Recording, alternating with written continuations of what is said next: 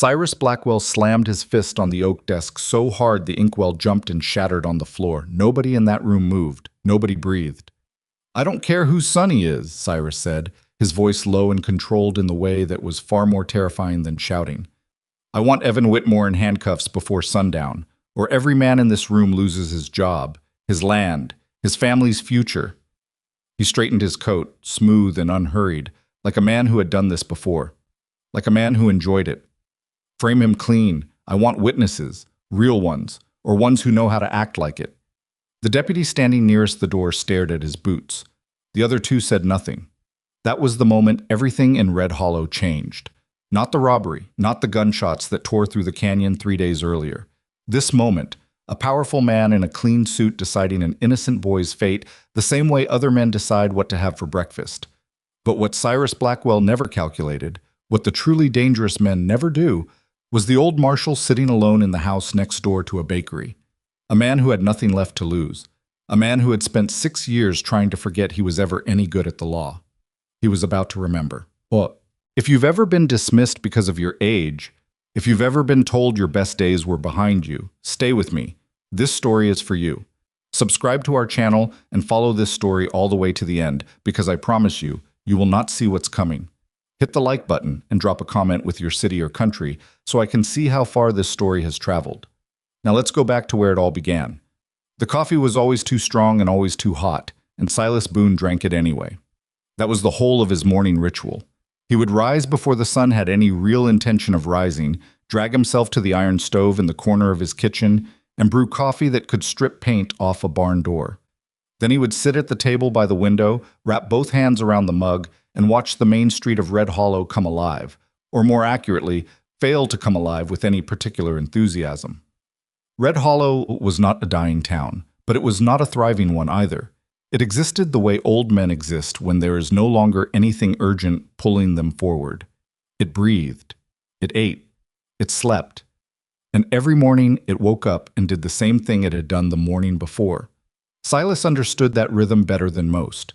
He was 64 years old, and he had the hands to prove it, scarred across the knuckles, stiff in the cold, holding a coffee mug the way younger men hold their first grandchild. His hair had gone fully gray somewhere in his late 50s, though he hadn't noticed right away. Ruth had been the one who pointed things like that out. Ruth had been the one who pointed out most things worth noticing. She had been gone 6 years now.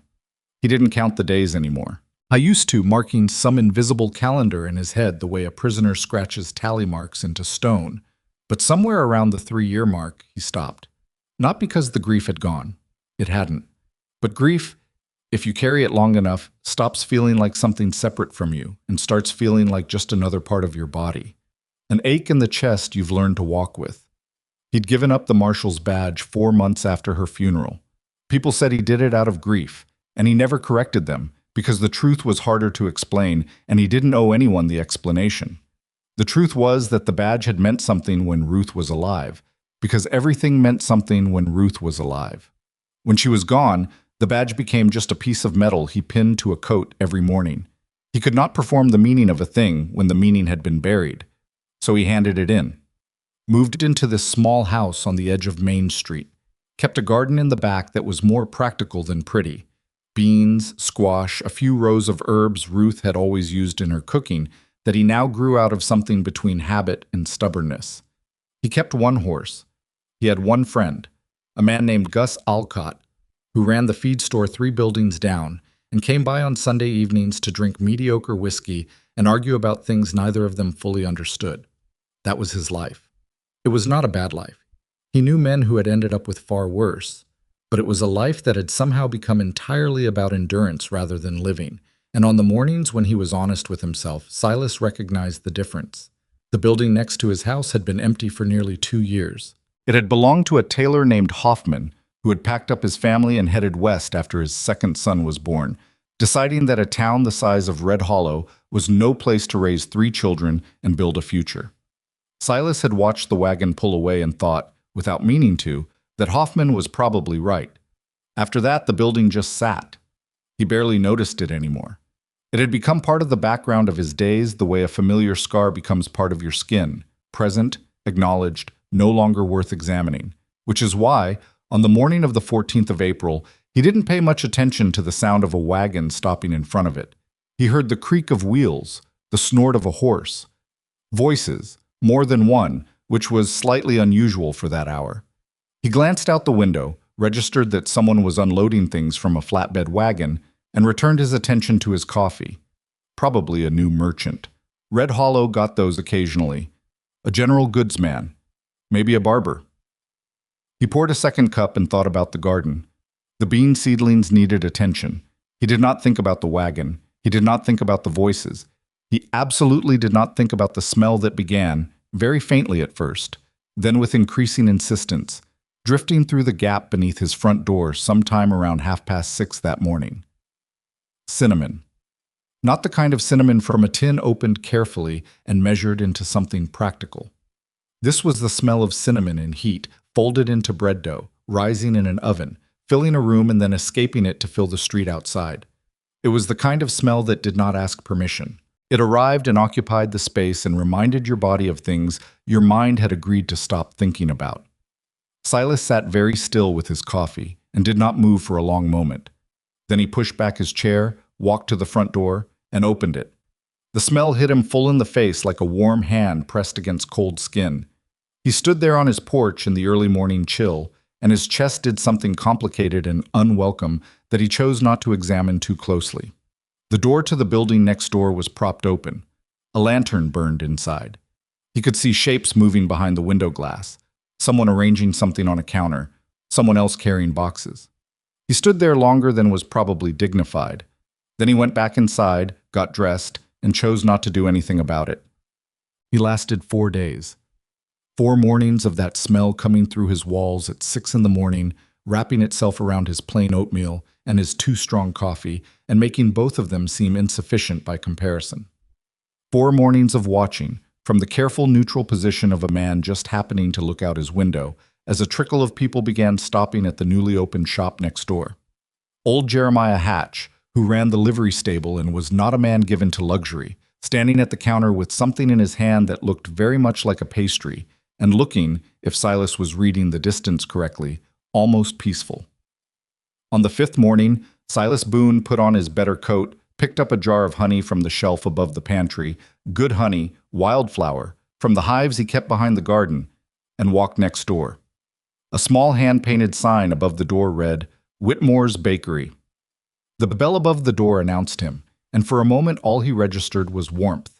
Not just temperature, warmth in the sense of a room that had been cared for. The counter was scrubbed clean and held a row of fresh loaves still steaming gently. There were 2 small tables near the window. Someone had put a blue cloth on one of them. It was a small detail. It was the kind of small detail that separates a place someone built from a place someone loves. "Just a moment," the voice came from the back. Then Clara Whitmore appeared through the kitchen doorway, and Silas discovered he had not fully prepared himself for a person.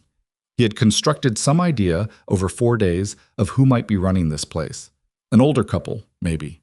A practical woman with her sleeves already rolled up and no patience for pleasantries. Someone who would hand him a pastry and quote him a price with the efficient cheerfulness of a person who had a lot of bread to get through before noon. Clara Whitmore was about 58, with silver-streaked dark hair pinned up with the kind of imprecision that suggested she'd done it herself in the dark and hadn't worried about it since. She had flour on her left forearm and was wiping her hands on her apron as she came through the door, and she was looking at him with brown eyes that were direct without being unfriendly. "Morning," she said. "Morning." He held up the jar. "Heard you opened, thought—" He stopped. He had planned something to say and it had left him entirely. "Honey," he said finally, "from my hives. Figured you might have use for it." She looked at the jar. Something shifted in her expression. Not surprise exactly, but something more layered than he expected.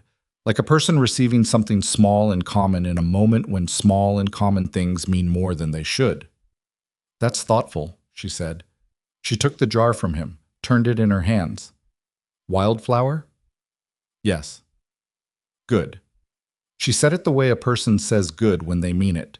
She set the jar on the counter and turned to the rack behind her and came back with a small loaf of bread, warm enough that he could feel the heat when she set it in his hands. "Cinnamon. Baked this morning. Consider it a trade. He looked down at the bread. It was wrapped in a square of cloth, and it smelled like the thing that had been coming through his walls for 4 mornings and making him feel vaguely ambushed. "You've been doing this long?" he asked. 12 years, she said. Had a bakery in Millhaven. Closed it when... She paused, just briefly, the kind of pause that a person inserts when they're editing something out. When things changed, started over here. He understood editing. He understood starting over. He didn't ask about the pause. "I'm Silas Boone," he said. "I'm next door." "I know," she said. "Mrs. Farrell at the dry goods store mentioned you. Said you used to be the Marshal." "Used to be." She looked at him for a moment with the directness that he was beginning to understand was simply her way. Not challenging, just honest. "I appreciate the honey, Mr. Boone. Come back anytime." He took his bread and left.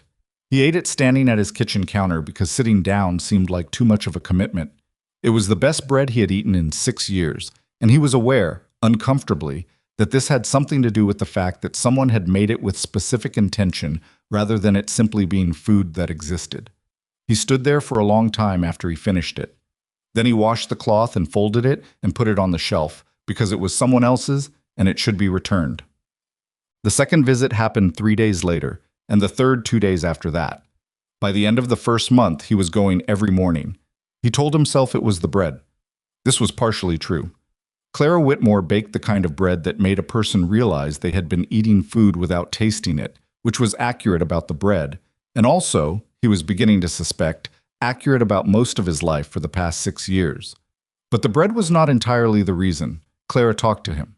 Not at him, the way some people talk, filling space, asserting presence, but to him, with the expectation that he would respond, and with what appeared to be genuine interest in what he said. She asked about his hives. She asked about his garden. She asked what Red Hollow had been like 10 years earlier before she arrived, and she listened to his answers without appearing to be waiting for her own turn to speak. Nobody had talked to him like that in a long time. Gus Alcott was a good man and a genuine friend, but their conversations ran primarily on the fuel of comfortable disagreement. Ruth had talked to him like Clara talked to him, like his words were worth the space they took up. He was careful with this observation. He filed it away, and did not examine it, and did not say it aloud, and did not, under any circumstances, behave as though it meant anything particular. He was, however, aware that he had begun combing his hair before leaving the house in the morning. He noticed that he'd started doing this on the same day he noticed it, stopped in front of his mirror with the comb in his hand, and felt something between amusement and embarrassment at himself. He was 64 years old. He had buried a wife. He had spent 6 years teaching himself to want less, expect less, feel less, not out of self-pity, but out of simple survival. The math of grief required you to reduce your exposure to hope, because hope was where the real damage lived. He finished combing his hair and put the comb down and went next door. Clara was boxing a set of apple turnovers for Gus Alcott's wife when he arrived. She glanced up when the bell rang, gave him the small nod that had become, without either of them deciding it, a kind of greeting reserved specifically for him. "Coffee's fresh," she said. He poured himself a cup. She'd started keeping a pot on the back counter after the second week, and sat at the table by the window, which had also become, without discussion, specifically his table. He wasn't sure when these things had been established. They had simply arrived, the way things do when two people are paying attention to each other without admitting to it. The door opened. Not the front door, the back one, from the alley. A young man came in, maybe late 20s, dark-haired like Clara, with her same directness in his face, but none of her ease with it. He was carrying 2 sacks of flour, and he was already talking before he cleared the doorway. "The mill on 4th Street is shorting you, Mama. I counted the weight. They did it last week too, and I think—" He stopped. He had seen Silas. He set the flour sacks down on the counter with a deliberate kind of carefulness that was the opposite of natural. Clara looked between them. "Evan, this is Mr. Silas Boone. He lives next door. Silas, this is my son Evan." "Morning," Silas said. Evan Whitmore looked at him, not the quick, assessing look of a man deciding whether another man was a threat. A longer look, the kind of look that had already made a decision and was now finding reasons to confirm it. "Mr. Boone?" he said. Just that. Clara seemed to register something in the air that Silas had also registered, and she moved smoothly, in the way of women who have long practice redirecting things, back to the apple turnovers and the topic of the mill on 4th Street. Silas finished his coffee and left a few minutes later. On the walk back to his house, he thought about that look. He'd seen versions of it before. Different faces, different reasons, but the structure was always the same. A person who loved someone they'd already lost deciding, before any evidence required it, that they were looking at the next source of loss.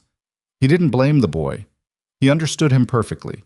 He also understood, without being able to say exactly when understanding had become certainty, that it was going to matter. Not as a problem to be managed, as something real in his life, in Clara's life, in the life of this small building that smelled like cinnamon and warmed people who hadn't been warm in a while. Something was going to have to be reckoned with. The question was whether it would be Evan Whitmore's suspicion or something worse. It was the 3rd week of May when Silas first noticed Cyrus Blackwell's behavior change. He almost missed it. He was not, he reminded himself regularly, a Marshal anymore. He had no obligations to notice things, no responsibility to put 2 and 2 together and act on the sum. He was a retired man with hives and a garden and a standing invitation to morning coffee in the bakery next door, and that was the complete inventory of his current concerns. But 40 years of reading people's behavior in a professional capacity is not a skill you turn off because you take off a badge. Cyrus Blackwell was the kind of man Red Hollow produced occasionally and usually regretted. He'd arrived about 8 years back, bought the bank when old Peterson died with no heirs, and spent the years since making himself quietly indispensable in the way that men with money and patience make themselves indispensable, extending credit when it was needed, calling it in when it was least convenient, becoming the fixed point around which the town's financial life rotated. He wore clean suits and spoke in measured sentences and smiled at everyone, and Silas had disliked him on instinct from the first meeting without ever being able to construct a specific reason. Instinct wasn't evidence. Silas knew that better than most. But Blackwell had been taking meetings in his bank at unusual hours. Silas had noticed the lights burning late, twice now, when the bank should have been long closed. He had noticed a man he didn't recognize, thick through the shoulders, with the look of a man who'd done hard work that was not the farming kind, leaving through the bank's side entrance on 2 separate occasions. He noticed. He filed it. And then, the first week of June, the rumor came through town that a gold shipment was moving through Red Hollow in 3 weeks' time. Not a large shipment, but significant. The kind of number that made certain kinds of men start doing calculations. Silas sat in his kitchen that evening with a cup of the too-strong coffee that had been failing to comfort him for 6 years and thought about Cyrus Blackwell's late meetings and the man with the thick shoulders. He thought about the badge in the drawer of his bedroom dresser. Still there, he hadn't looked at it in years. He knew it was there the way you know a scar is there without needing to touch it. He drank his coffee. He told himself it was nothing. He had been wrong about things before. This was probably one of those times. Outside, the main street of Red Hollow had gone quiet the way it did after 9, all the lanterns down to low, all the windows dark. Next door, the bakery was dark too. Clara would be up before dawn to start the first batch, which meant she went to bed early and woke in the dark while most of the town was still sleeping. She had told him that the other morning, not as a complaint, just as the shape of her life. He thought about the shape of his own life, how it had felt the same, the exact same texture and temperature, for 6 years, and how sometime in the past 2 months, without him arranging it or consenting to it, it had begun to feel different, warmer, less like endurance and more like something that was actually happening. He was not ready to name that something, but he was aware that he did not want it interrupted. I was aware that what he had seen in Cyrus Blackwell's behavior, laid against the rumor of the gold shipment, added up to something that could interrupt a great many things. He set down his coffee. He did not open the bedroom dresser drawer. Not yet. But his hand rested on the kitchen table in the dark, and his jaw was set, and anyone who had known Silas Boone for any length of time would have recognized that particular expression. It was the face of a man who was trying very hard to stay out of something. It was also the face of a man who already knew he wasn't going to succeed. The mornings had started to mean something again, and Silas wasn't sure whether that frightened him more than it comforted him. He didn't examine it too closely. That was the agreement he'd made with himself. Enjoy the coffee, enjoy the conversation, Don't pull on the thread to see how far it goes. Clara Whitmore was a practical woman running a practical business, and he was a retired man with nothing more threatening on his schedule than bean seedlings and a Sunday evening argument with Gus Alcott. Whatever was growing between them was growing quietly, the way things grow when nobody is forcing them. And Silas had decided the kindest thing he could do was leave it alone and let it be what it was. He was not, however, naive enough to think the rest of Red Hollow would extend the same courtesy. It started small, the way things always start in small towns. A look held a fraction too long across the counter at the dry goods store. A conversation that stopped one beat too abruptly when Silas pushed through the door at the feed store to pick up garden supplies, and two of Gus's customers were standing near the back. He caught the tail end of nothing, just the particular quality of silence that follows words someone has decided you shouldn't hear. Gus mentioned it on a Sunday evening in late May, in the careful way that Gus mentioned things he thought Silas needed to know, but didn't particularly want to be the one delivering. "People are talking," Gus said, turning his whiskey glass in a slow circle on the table between them, "about you going to the bakery every morning." "I go for the bread." "I know that." Gus looked at him. "That's not what they're saying you go for." Silas was quiet for a moment. "What are they saying?" "Hendricks at the barber shop says you've gone soft in the head." His words. "Says a man your age making a fool of himself over a woman is—" Gus stopped, apparently deciding the exact phrasing wasn't worth reproducing. "Jeremiah Hatch's wife told my wife that it's disrespectful, to Ruth's memory, that you haven't waited long enough." 6 years, Silas said. Flat, not angry, just the number. "I know." "Ruth has been gone 6 years, Gus." "I know that too." Gus took a drink. "I'm not saying I agree with them. I'm saying you should know what you're walking into." Silas looked at his glass. 6 years, and people were still deciding how long his grief was supposed to last, still measuring it against some community standard he'd never agreed to. The particular arrogance of that, the idea that his loss was something the town of Red Hollow had a stake in managing, sat in his chest like a stone. "What about Clara?" he asked. "What are they saying about her?" Gus was quiet just long enough that Silas looked up. "Some of the women think she's being too—" Gus searched for the word. "Forward. Welcoming a man into her place every morning like that. She runs a bakery, Gus. She welcomes everyone into her place every morning. That's the business model." "I know. But you're there longer than everyone else." That was true. Silas stayed longer than he probably should have, and he knew it. He told himself it was because there was nowhere else he needed to be, which was technically accurate, but accuracy and honesty are not always the same thing, and he was old enough to know the difference. He didn't say any of this to Gus. "Thank you for telling me," he said instead, and meant it. He walked home that night and sat in the dark kitchen for a while without turning up the lantern. He thought about what it would look like from the outside. A retired marshal, alone for years, suddenly occupying the same corner table in a widow's bakery every single morning. He understood what people were constructing from those facts. He even understood why. What he didn't do was decide to stop going. He sat in the dark and drank water instead of coffee because it was too late for coffee, and he thought about the shape of cowardice, how sometimes it dressed itself up as reasonableness, as social sensitivity, as concern for what others thought. And he thought about Ruth, who would have had something precise and slightly impatient to say about any version of him that let gossip decide his mornings. He went to bed. He went to the bakery the next morning. Clara knew. Of course she knew. Women who run small businesses in small towns develop an early warning system for the social weather, because the social weather affects their livelihood in ways that are very concrete and very immediate. She had lived in communities most of her life, and she had learned to read the particular body language of a regular customer who had recently heard something she wasn't going to like. She didn't bring it up, neither did he. But there was a morning in early June when Mabel Hatch, Jeremiah's wife, came in for her usual 2 loaves and stood at the counter longer than necessary, and her eyes traveled from the bread to Silas's table by the window and back to the bread. And she said, with the careful sweetness of a woman who has sharpened a knife until it is very thin and very bright, "It's so generous of you to offer coffee to the neighbors, Mrs. Whitmore. Almost like a boarding house." The silence that followed lasted 3 seconds. Clara turned from the bread rack with both loaves in her hands and a smile that did not waver and said, "The coffee is for anyone who wants it, Mabel. Costs me 2 cents, and it keeps people from rushing out without finishing their order. It's good for business. She set the loaves on the counter. That'll be 12 cents for the bread. Mabel paid and left. The bell above the door announced her departure. Clara set the coin in the box under the counter and kept moving, because the bread didn't care what Mabel Hatch thought, and neither did the next batch waiting in the oven. Silas had heard all of it from the corner table.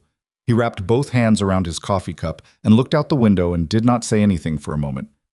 "You don't have to put up with that," he said finally. "I know," Clara said from behind the counter. "I don't put up with it. I charge her 12 cents for 2 loaves, and I smile, and I go back to work." She glanced over at him. There's a difference between putting up with something and refusing to let it make you smaller. He looked at her for a moment. Ruth used to say something like that. It came out before he'd decided to say it. He felt the words land in the air between them and considered, briefly, the option of walking them back. He didn't. Clara was quiet for just a moment. "She sounds like she was a smart woman." "She was," he said. "Smarter than me in most ways that mattered." Clara nodded once and turned back to the counter, and neither of them said anything more about it, and somehow the silence after that was easier than the silence before. Evan showed up most mornings now, not just occasionally. He was helping his mother, that was the real reason, and it was a legitimate one. The bakery's second month of operation had brought an increase in orders, and Clara was managing the baking, the front counter, the bookkeeping, and the supply negotiations all by herself, which was too much for one person, regardless of how capable that person was. Evan handled the deliveries, negotiated with the mill, repaired the oven door when its hinge gave out, and generally made himself useful in the way of a son who has decided his mother needs protecting and has organized his entire schedule around providing it. He was not subtle about his opinion of Silas. He was not rude, either. He had enough of his mother's manner that outright rudeness seemed to cost him something. But there was a particular quality to his acknowledgments, the way he said "Mr. Boone" each morning as he came through the back, the way he found reasons to stand near the counter when Silas and Clara were in the middle of a conversation, the way he addressed questions to his mother that pulled her attention away with a kind of practiced timing, that communicated very clearly what words were not saying. Silas understood it. He didn't take it personally, but it was there, a low-grade friction in the morning air, like a splinter in a place you couldn't quite reach. One morning, the second week of June, Evan came in from the back and found Clara laughing. Actually laughing, not the polite, contained laughter of a woman in a professional setting, but real laughter, the kind that makes a person put down what they're holding and press a hand to their sternum. Silas had said something about the time his horse had decided to sit down in the middle of the main street during a standoff, an event that had been profoundly unhelpful from a law enforcement perspective, and Clara had found this funnier than it probably deserved. Evan stood in the doorway with 2 sacks of flour and looked at his mother's face, at the way it had gone open and uncomplicated and years younger, and something crossed his expression that was not anger exactly. It was more complicated than anger. It was the face of a man watching something he is afraid to want because wanting it requires trusting something he doesn't trust. He set the flour down. "Mama," he said, "the mill's delivery comes early tomorrow. I need you to sign for it." It was the most normal sentence in the world, and it had the effect of a door closing. Clara recovered herself and went to look at the order sheet Evan produced, and Silas finished his coffee and said his goodbyes and left. On the porch, he stopped for a moment in the mid-morning sun. He was not angry at Evan. He wanted to be clear about that, at least to himself. The boy had lost his father. Silas didn't know the full story. Clara mentioned her husband rarely and never in detail. In the same way Silas mentioned Ruth rarely and never in detail, because some things are yours to keep. But he understood enough. Evan had watched his mother grieve. He had probably been the person who sat with her through the worst of it, and grief does something to the people who witness it up close. It makes them protective in ways that sometimes look like hostility, but are really just terror wearing a different coat. He understood that. It didn't mean the friction would stop being friction. It was during the third week of June that the gold shipment moved to the front of Silas's attention, whether he wanted it there or not. I was walking back from the hardware store on a Tuesday afternoon when he saw the man with the thick shoulders again, the one he'd noticed leaving Blackwell's bank through the side door twice before. This time, the man was not alone. He was standing at the far end of the alley behind the livery stable, talking to a younger man Silas didn't recognize at all, with the close-together, low-voiced posture of people who are not discussing anything they want overheard. Silas kept walking. He did not slow down. He did not look directly at them. But his peripheral vision was still sharp, and 40 years of law enforcement had taught him how to inventory a scene without appearing to. The younger man was handing something to the man with the thick shoulders. Small, folded. Paper, most likely. The man with the thick shoulders tucked it inside his coat, and they separated in different directions without saying goodbye. Silas walked home. He sat at the kitchen table. He put his hands flat on the table and looked at them. The scarred knuckles, the stiffness that was worse on cold mornings, the hands of a man who had spent 40 years doing a job that was no longer his job. The gold shipment was 11 days out, according to the talk at the feed store. A transfer from the territorial office, passing through Red Hollow on its way west. It would stop one night, be housed, most likely, in the bank vault, Cyrus Blackwell's bank vault. Silas thought about the late meetings, the unfamiliar man, the folded paper changing hands in an alley. He thought about the fact that none of this was his business.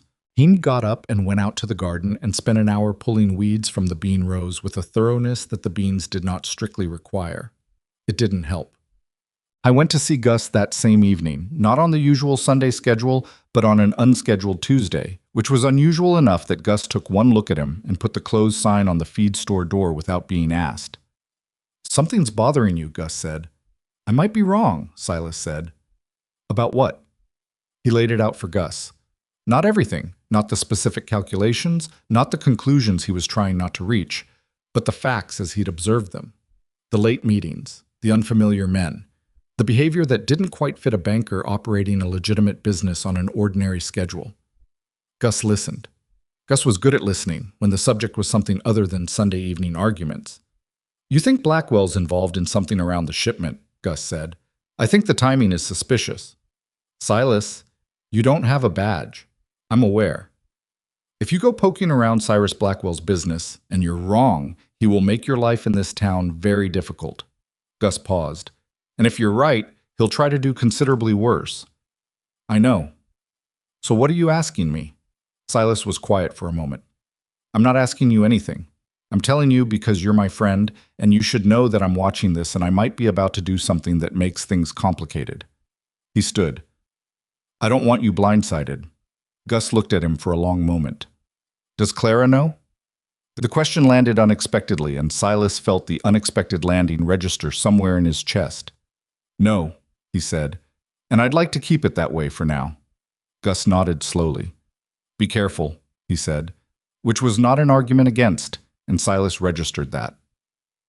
The problem with watching something carefully from the outside is that the outside has limited information. Silas knew this from decades of practical experience.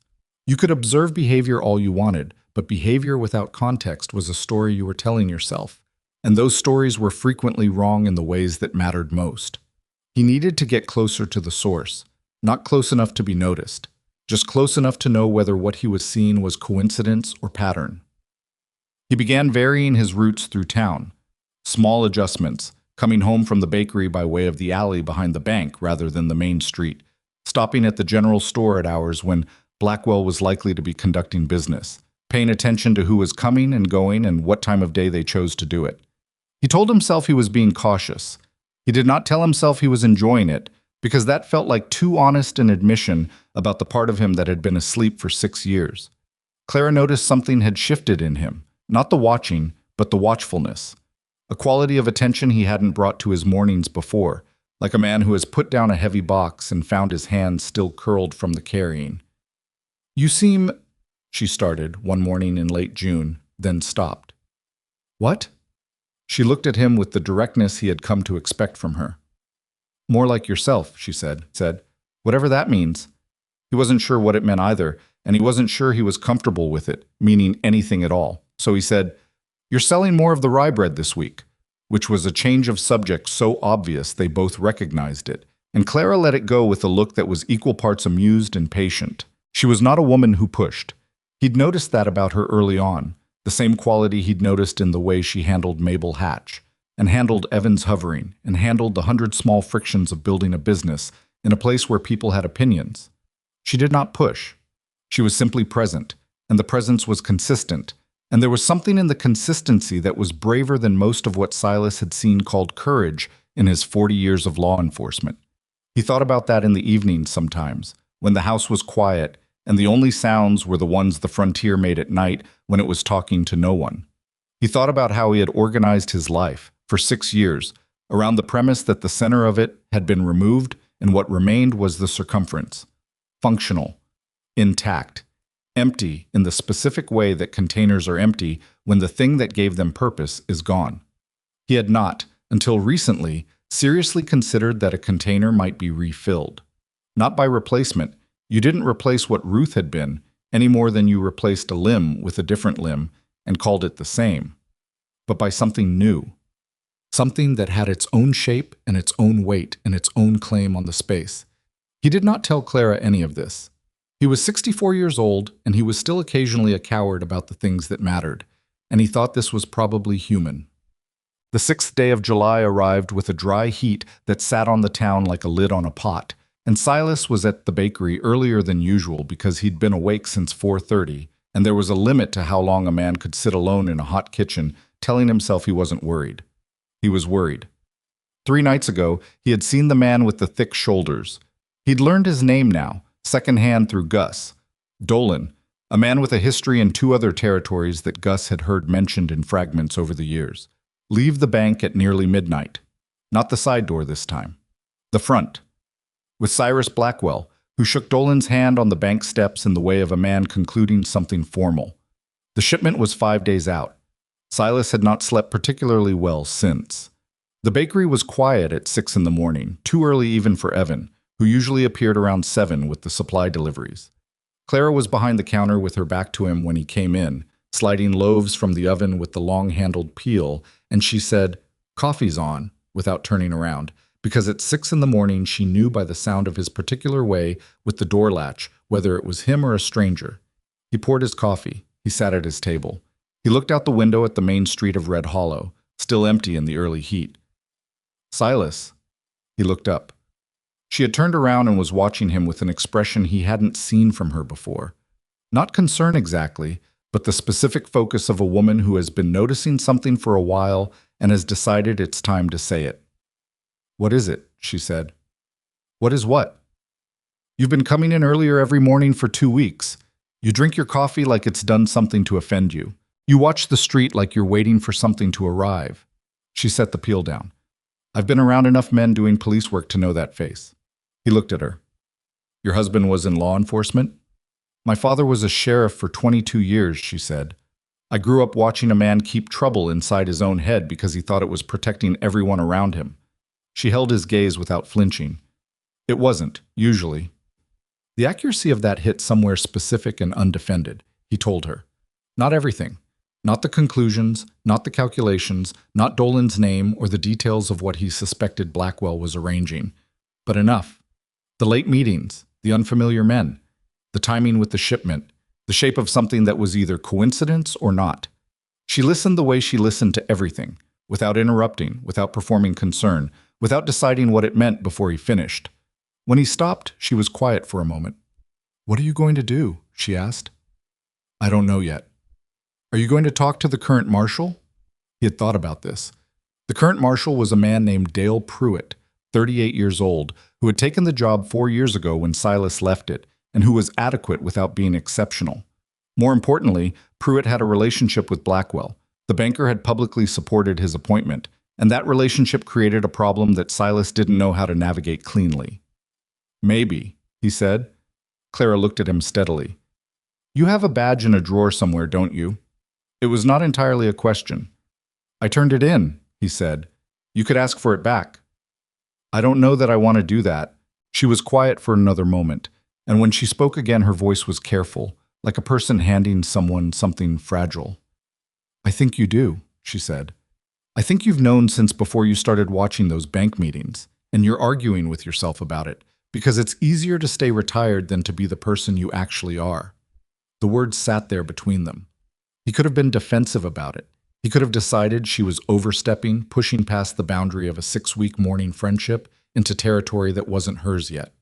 There were reasonable versions of himself that would have done exactly that. Instead, he sat with it, the way you sit with something true when it arrives at a moment you weren't quite ready for it. "That's a hard thing to say to a man with his coffee," he said finally. The corner of her mouth moved. "I've been saving it." He almost smiled. Not quite, but almost. The bell above the door rang, and Evan came through the front with an armload of fresh milled flour and stopped when he saw the quality of the silence in the room, the specific texture of two people who have just finished saying something real to each other. He set the flour on the counter with the deliberate carefulness that was his usual armor and said, "Morning, Mr. Boone," in the flat way he reserved for Silas.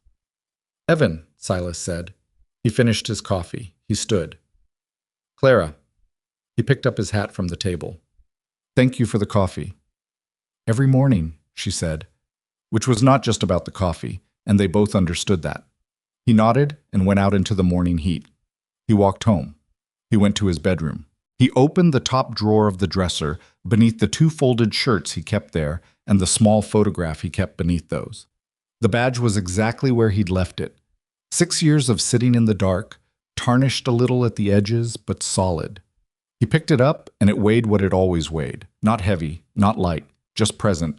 He put it in his shirt pocket, against his chest, not pinned anywhere, not official, just there. And then he went back out into the July heat of Red Hollow and started paying attention the way he knew how to pay attention when something was actually at stake. The gold shipment was 4 days out. Cyrus Blackwell had just arrived at the bank, an hour earlier than his usual time, and the man named Dolan was already waiting at the side entrance. Silas watched from across the street, his hand flat against the wall of the hardware store, the badge a small, warm weight against his sternum. He watched Blackwell unlock the side door. He watched Dolan go in first, which was interesting. A man with Blackwell's ego didn't let other men go first through doors unless those men held something over him or represented something larger than themselves. It was the first piece that actually fit. The first specific fact that moved the whole picture from suspicion to something closer to certainty. He stood in the heat, and the certainty felt like something he recognized. Not comfortable, not pleasant, but real, the way a thing is real when it asks something specific from you. His jaw set. His hand moved, without his fully deciding it, to his shirt pocket and pressed flat against the badge beneath the fabric. 4 days. He needed to know exactly what was planned and exactly who was in it. He needed evidence that would hold, not in his head, but in front of people. Real evidence. The kind that couldn't be explained away or dismissed or turned back on someone innocent. He stepped away from the wall and started walking, not toward home, but toward the edge of town where Jeremiah Hatch kept his livery stable, and where, Silas happened to know, one of the men who'd been present at Dolan's late meetings lived in the loft apartment above the horse stalls. He hadn't planned to do this today. He hadn't planned most of what his life had become in the last 2 months.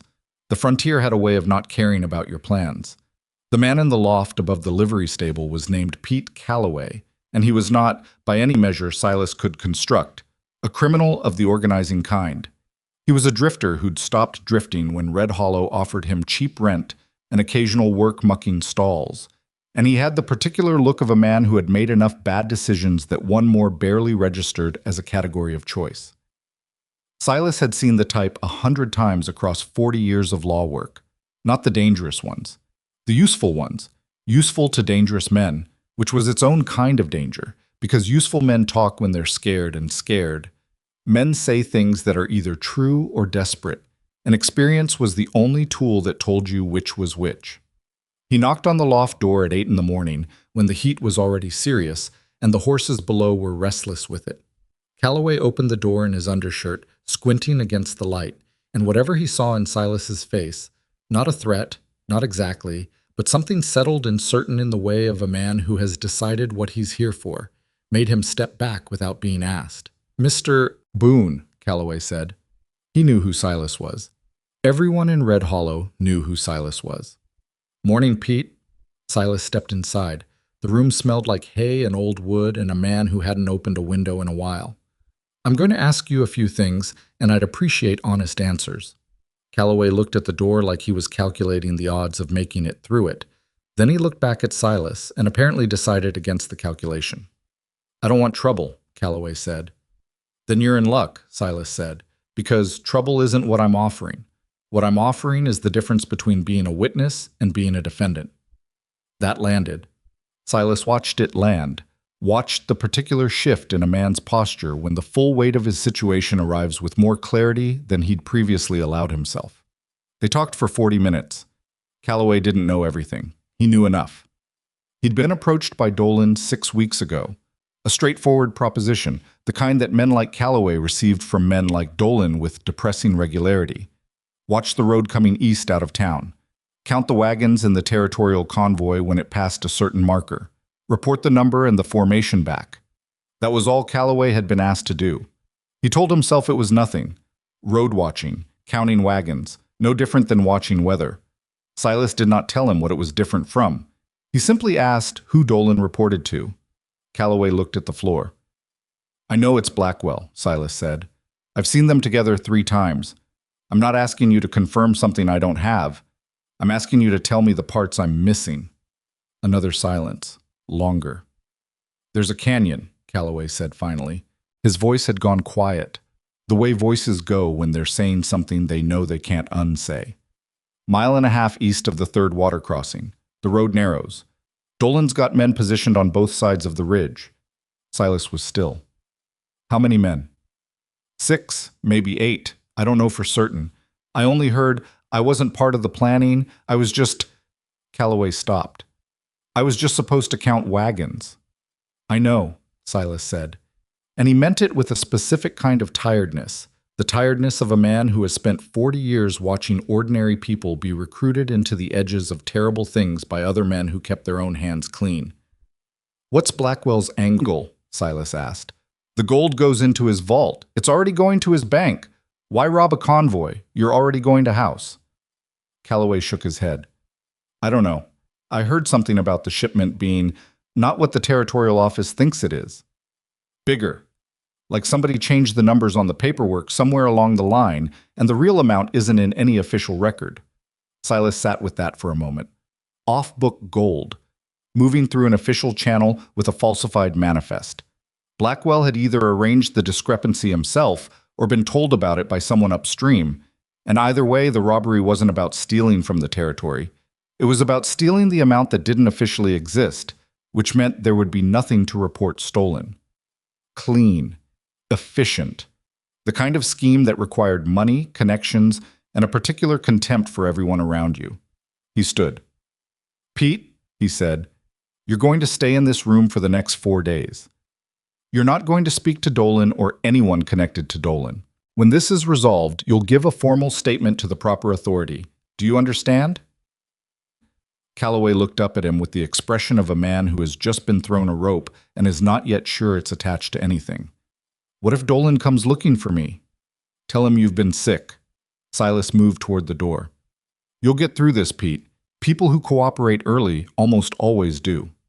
He went back down the stairs into the morning heat and stood for a moment in the shade of the livery stable's overhang.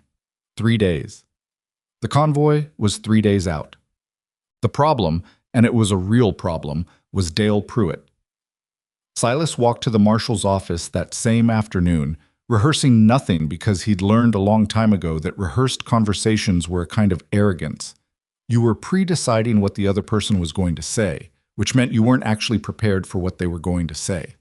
Pruitt was at his desk when Silas came in, eating a sandwich with the focused attention of a man who had not been interrupted in a while and would prefer to keep it that way. Silas, Pruitt said, not unpleasantly. He put the sandwich down. This is unexpected. I know. Silas sat in the chair across from the desk without being invited, which was either rude or efficient depending on how urgent the situation was. I need to tell you something, and I need you to listen to all of it before you decide what to do with it. Pruitt was a reasonable man. That was both his strength and his limitation. He was reasonable about things in a frontier town that sometimes required more than reason. He listened. He did not interrupt. He ate the second half of his sandwich approximately 2/3 of the way through Silas's account and seemed to realize this was inappropriate and put it down again. When Silas finished, Pruitt was quiet for a moment. That's a serious accusation against Cyrus Blackwell, Pruitt said. It's not an accusation. It's an account of what I've observed and what a witness has told me. Pete Calloway.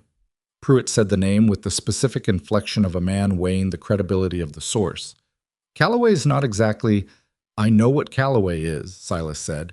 He's also the man who gave me the location and the number of Dolan's men and the information about the falsified manifest. The question isn't whether Calloway is a reliable person. The question is whether what he says is verifiable. He leaned forward slightly. Send someone to check that canyon road, Dale. The narrows east of the third crossing. If there's nothing there, I'm wrong, and we don't speak of this again. If there's evidence of preparation, campsites, concealed positions, anything, then you have independent confirmation that doesn't depend on Calloway's word. Pruitt looked at him for a long moment. There was something in the look that Silas had seen before in younger lawmen. Not doubt about the information, but doubt about the process. About what acting on this information would require and what it would cost. Blackwell is going to push back hard, Pruitt said. If I start investigating based on Dale, Silas kept his voice level. The convoy is 3 days out. Whatever you're going to do, you need to decide it now. Another silence. The office was hot. A fly was doing something purposeless near the window. I'll ride out to the canyon tomorrow morning, Pruitt said finally. Early. Alone. Take someone you trust. I'll think about it. It was not everything Silas wanted, but it was not nothing. He stood, nodded once, and left. He was halfway down the street when he heard the door of the bank open behind him and turned, by instinct, to see who it was. Cyrus Blackwell stood on the bank steps, not looking at Silas, looking down the street in the other direction, with the particular ease of a man surveying something he considers his. He wore his usual clean suit despite the heat. He had a pocket watch in his hand, and he checked it with the precise satisfaction of a man whose schedule is running exactly as intended. He did not look at Silas. Silas looked at him. Then he walked home. 2 days before the convoy arrived, everything came apart in a way Silas had not anticipated. He should have. He would tell himself this later, in the specific, unforgiving retrospect of a man reviewing his own failures. He should have anticipated it, because he knew Blackwell wasn't stupid. Stupid men did not construct schemes this layered. And a man this careful would have someone watching the Marshal's movements the same way Silas had been watching his. He was at the bakery when Evan burst through the front door at 7:30 in the morning, and the quality of his entry, too fast, no flour, wrong time of day, told Silas something was wrong before Evan opened his mouth. They arrested me last night, Evan said. He was looking at his mother. His voice had the flat, stunned quality of a man still assembling what has happened to him. I got out an hour ago because they didn't hold, but Mama, they're saying I helped plan the robbery. The room stopped. Clara set down what she was holding. What? 2 men came to Pruitt's office yesterday evening, after dark. They said, Evan's jaw worked. They said they saw me meeting with armed men on the East Road. Said they could identify me by name and description. He ran a hand through his hair. I've never been on the East Road in my life. I don't know who these men are. I don't know how they know my name. Silas knew. The understanding arrived completely and without hesitation, the way things arrive when you've been paying close enough attention. Blackwell knew Pruitt had been informed. Someone in that office, or someone watching it, had reported back. And Blackwell, operating with the specific efficiency of a man who had prepared for contingencies, had moved immediately to the most logical counter. Remove the credibility of the accusation by creating an alternative suspect, a convenient one, a newcomer to town whose mother was already drawing attention and whose relationship with the retired marshal could be made to look like something coordinated. It was elegant, and it was brutal, and it had moved faster than Silas had expected. Evan, Silas said. Evan turned.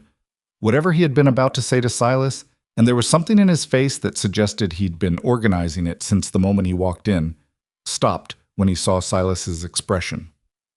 This was Blackwell, Silas said. Those witnesses were paid. You were identified specifically because you're connected to me, and I've been asking questions about the convoy robbery. The silence that followed was heavy and specific. You've been, Evan started. I've known something was wrong for 3 weeks. I've been trying to build enough evidence to stop it before the convoy arrived. Evan's face moved through several things in rapid succession. Confusion. Recognition. something that was not quite anger but was adjacent to it.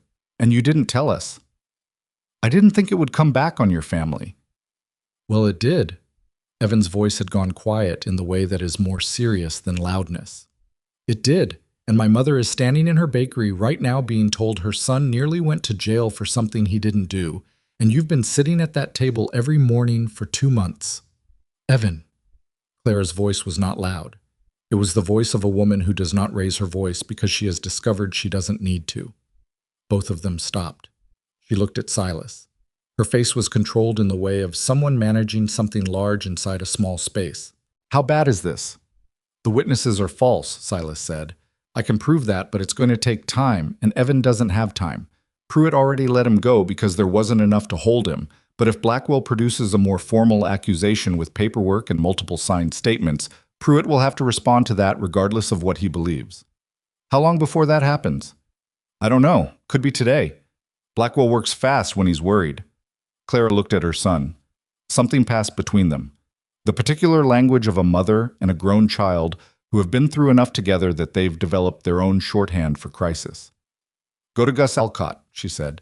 Stay there today. Don't go near the bank or the marshal's office. Don't talk to anyone you don't know well. Evan looked at her. Then he looked at Silas, a long look, the kind that was doing a lot of internal work. Can you fix this? He asked. Not aggressive. Genuine.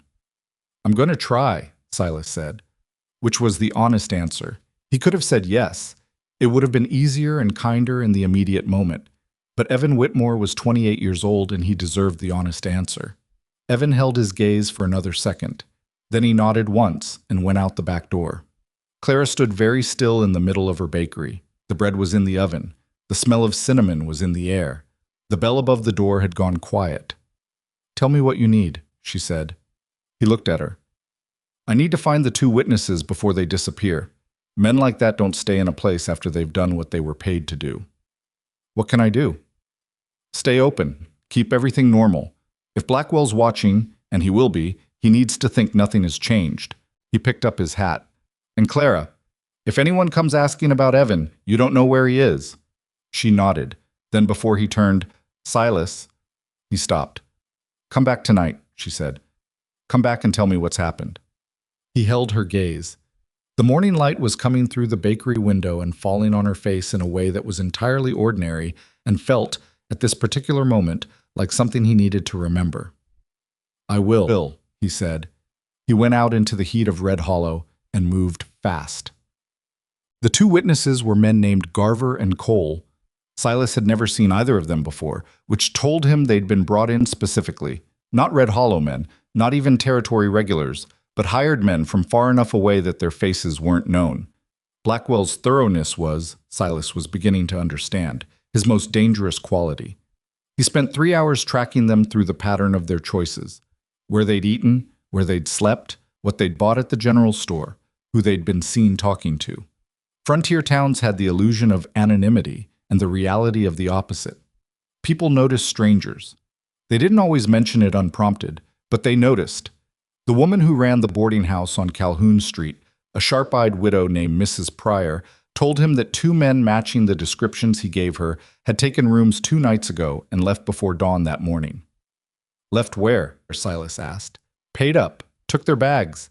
She looked at him with the direct assessment of a woman who has been running a boarding house long enough to recognize a man asking about something that matters. Stage leaves at 5 in the morning. West. Gone. Silas stood on the boarding house porch for a moment and worked through the implications. Without Garver and Cole, there was no signed testimony, only a verbal accusation that Pruitt had already determined was insufficient to hold Evan, which meant Blackwell was going to need something else, something with more weight, if he wanted to keep Evan in the frame long enough for the robbery to happen and the suspicion to hold. He walked back toward the center of town and was passing the mouth of the alley beside the land office when a hand closed around his arm and pulled him sideways out of the street.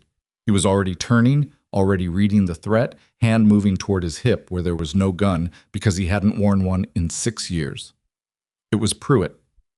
The marshal was breathing like a man who'd been moving fast, and his face had the look of someone carrying news that was getting heavier with every step. I went to the canyon, Pruitt said, low and close. This morning, before dawn.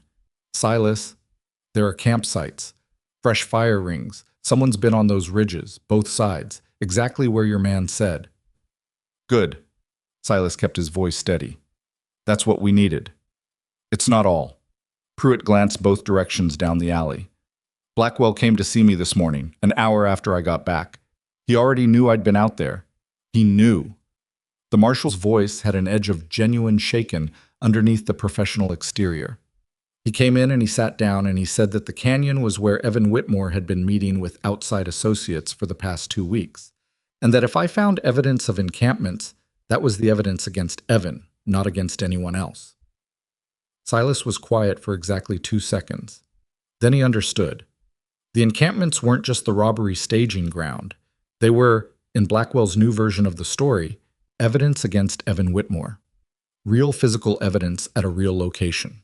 Unambiguous, observable, impossible to explain away. Blackwell hadn't just created false witnesses, he'd created a false physical record.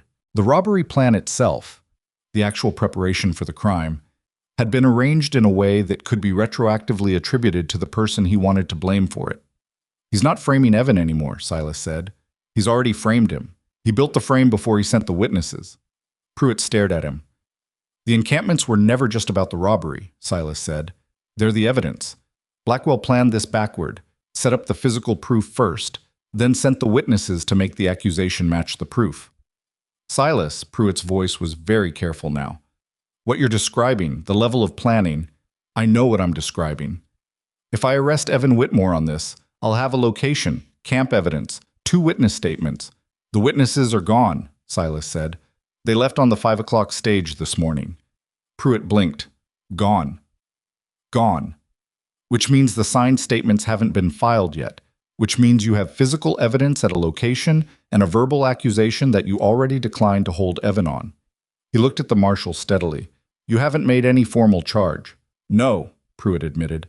Then nothing is on paper yet. Silas pressed forward. Dale, listen to me. Blackwell is going to come back to you with something more formal before the convoy arrives. He needs Evan in a cell or visibly under investigation when the robbery happens, so that the blame lands somewhere before anyone starts looking at the real source. You have between now and whenever he comes back to build the counter case. I'm one marshal with a deputy who... Pruitt stopped.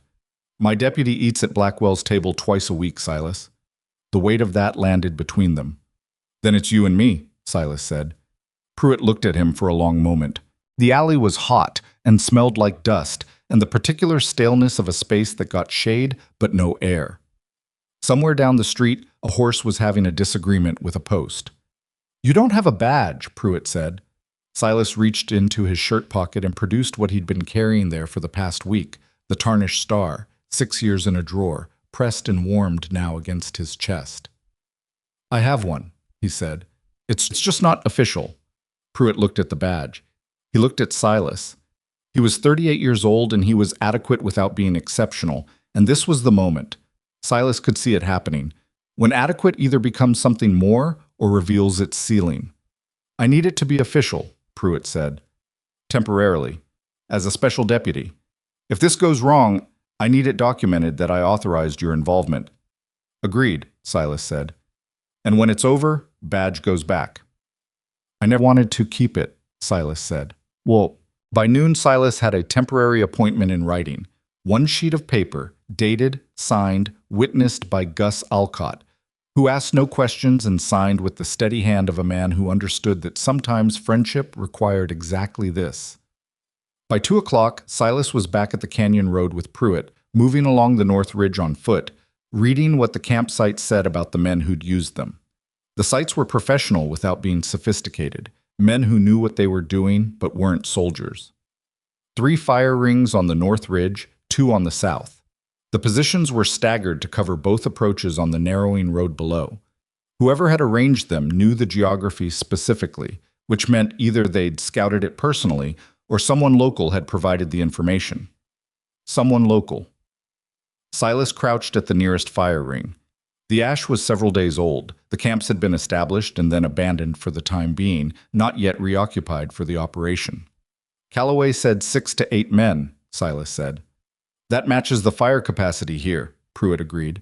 He was crouching beside Silas, doing his own reading, and Silas adjusted his assessment upward slightly. Pruitt was more observant than he'd given him credit for. "They'll move back in the night before the convoy arrives," Silas said. "That's tomorrow night." Pruitt looked at him. "We can't stop 8 armed men with 2 people." "No," Silas agreed. "We can't." He stood and looked down at the road below, the narrows, the ridge on both sides, the way the canyon walls would focus the sound and the confusion of an ambush until a convoy escort wouldn't know which direction to respond. "But we can be here first, and we can change what they find when they arrive." It took him another hour to explain what he had in mind, and Pruitt argued with parts of it, and 2 of those arguments were good enough that Silas incorporated them into the plan.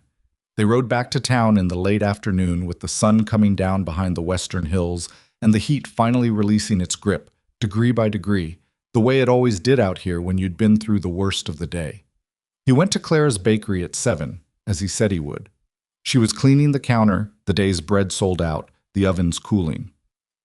Evan was with her. Gus had apparently decided that staying with Gus was less important than being with his mother, and Silas didn't argue with the decision.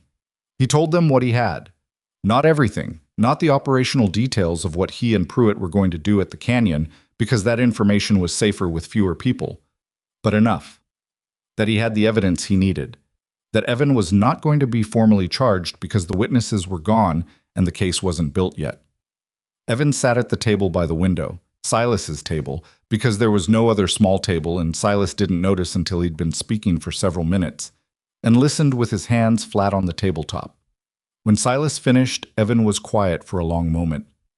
"Why?" Evan said. Silas looked at him. "Why are you doing this?" Evan's voice was not hostile, it was something more exposed than hostility. A man asking a question he actually wants the answer to because the answer matters to things he hasn't yet decided. "Because it's right," Silas said. "That's not the whole answer." He was young, but he was his mother's son, and his mother's son apparently didn't accept partial answers any more than his mother did. Silas looked at the table for a moment. Then he looked at Evan. "Because I haven't been this awake in 6 years," he said. "And the things that woke me up are standing in this bakery." The room was quiet. Clara did not look away from the counter she was cleaning, but her hand stopped moving. Evan looked at Silas for a long time, the longest, most direct look he had given him since the morning he walked through the back door and found his mother laughing. The look wasn't calculating now. It was something rawer than calculation.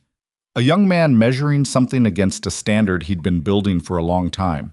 He didn't say anything. But when Silas stood to leave, Evan stood too, and he said, "Be careful tomorrow," in a voice that was still careful and still guarded, but was, in its own grudging way, asking him to come back. "I will," Silas said. He went home in the dark. He laid out what he needed for the morning: his rifle, the badge Pruitt had temporarily made official, a canteen, the kind of practical inventory of a man preparing for something real. He sat at the kitchen table for a while without the light, just listening to the town settle into night around him. Tomorrow, the convoy would arrive. Tomorrow, Dolan and his men would move back into those canyon positions, and Cyrus Blackwell would be at his desk in his clean suit, waiting for a robbery that would never reach the newspapers because the gold didn't officially exist. And Silas Boone, who had spent 6 years trying to be a man with no obligations, would be on that ridge in the dark before any of them arrived. He was not afraid. He noticed the absence of fear with a kind of curiosity, not because the situation wasn't dangerous, because it was, but because somewhere in the past 2 months, something had shifted his relationship to risk. When you have nothing to lose, risk feels abstract. When you have something to protect, it feels like information. He went to bed. He did not sleep well, but he slept. Outside, Red Hollow was quiet under a half moon, and next door the bakery was dark, and the badge was on the kitchen table where he could see it first thing in the morning. It still weighed what it always weighed. He was glad for the first time in 6 years that he hadn't thrown it away. He was on the north ridge before 3 in the morning. Pruitt was on the south side, positioned behind the largest of the rock formations that bracketed the Narrows, with instructions to hold position and watch and not move until Silas gave the signal they'd agreed on the previous afternoon. The signal was simple, the kind that didn't require equipment or precision timing, just a man doing a specific thing at a specific moment. Simple plans failed in fewer places than complicated ones. Silas had learned that early and relearned it several times at cost. The night was cooler than the days had been, the kind of cool that the desert produced after dark, as if apologizing for what it had put you through between sunrise and sunset. Silas lay on the ridge with his rifle and his canteen and the temporary badge Pruitt had made official, and he watched the road below and the far ridge across the canyon and thought about nothing in particular. A man who knew that thinking too much before an operation was the same as spending your money before you'd earned it. He had been waiting 4 hours when the first of Dolan's men arrived. They came in from the east, single file on the canyon road, moving without lanterns, which told him they knew the terrain well enough not to need them. He counted 8. The number matched what Calloway had estimated, and the accuracy of that small detail settled something in his chest. Not confidence exactly, but the specific readiness that comes from knowing your information was good. They split at the canyon floor, 4 to each ridge, ascending the rocky faces with the practiced quiet of men who had done this before. The south group passed within 50 yards of Pruitt's position. Silas watched them go and hoped Pruitt was as still as he needed to be, and told himself that worrying about it was useless, and believed himself approximately 40%. Dolan himself came last. Silas recognized him by his build, the width through the shoulders that had registered from the first time he'd spotted him at the bank's side entrance. Dolan walked the canyon floor alone, surveying the positions, checking the sight lines, the way a man walks when he's satisfied with his own planning. There was something almost admirable in the thoroughness of it, in the same way that a well-constructed lie has a kind of craftsmanship that a person can acknowledge without respecting. Silas waited. The waiting was the hardest part. It always had been. Not because of fear, he'd made his peace with the risk the night before and it hadn't come undone since, but because waiting required a quality of stillness that did not come naturally to a body that had been moving with purpose for the past 36 hours. His left knee ached. The rock beneath him was not interested in accommodating the specifics of his particular frame. I was 64 years old, and the ridge knew it. He waited anyway. The convoy appeared on the eastern road at 5:30, just as the sky was beginning to make its preliminary arrangements for sunrise. Not light yet, but the specific quality of darkness that means light is being considered. 4 wagons, heavier than standard, with 6 armed outriders flanking the formation. The territorial escort was professional, alert, riding with the posture of men who knew the canyon stretch was the most likely point of trouble. But they were looking for trouble on the road. They were not looking for what Silas had left for Dolan's men on both ridges. 3 hours before dawn, while Dolan's men were still settling into their positions and congratulating themselves on their discipline, Silas had moved, carefully, in the dark. He knew where each of the North Ridge men had positioned themselves because he'd watched them climb. He had moved to each position in sequence, 4 positions, taking the better part of 90 minutes, and done the simple, practical thing of removing the element that made each position functional. Not the men. The men were armed and he was one person, and heroism had never been part of his operational vocabulary. What he had removed from each North Ridge position was the specific cover that made it viable. Wedged rocks shifted just enough that a man trying to aim down at a moving target below would find his cover insufficient, his footing compromised, his angle wrong by the margin that mattered. Not broken, not obviously disturbed, just wrong enough.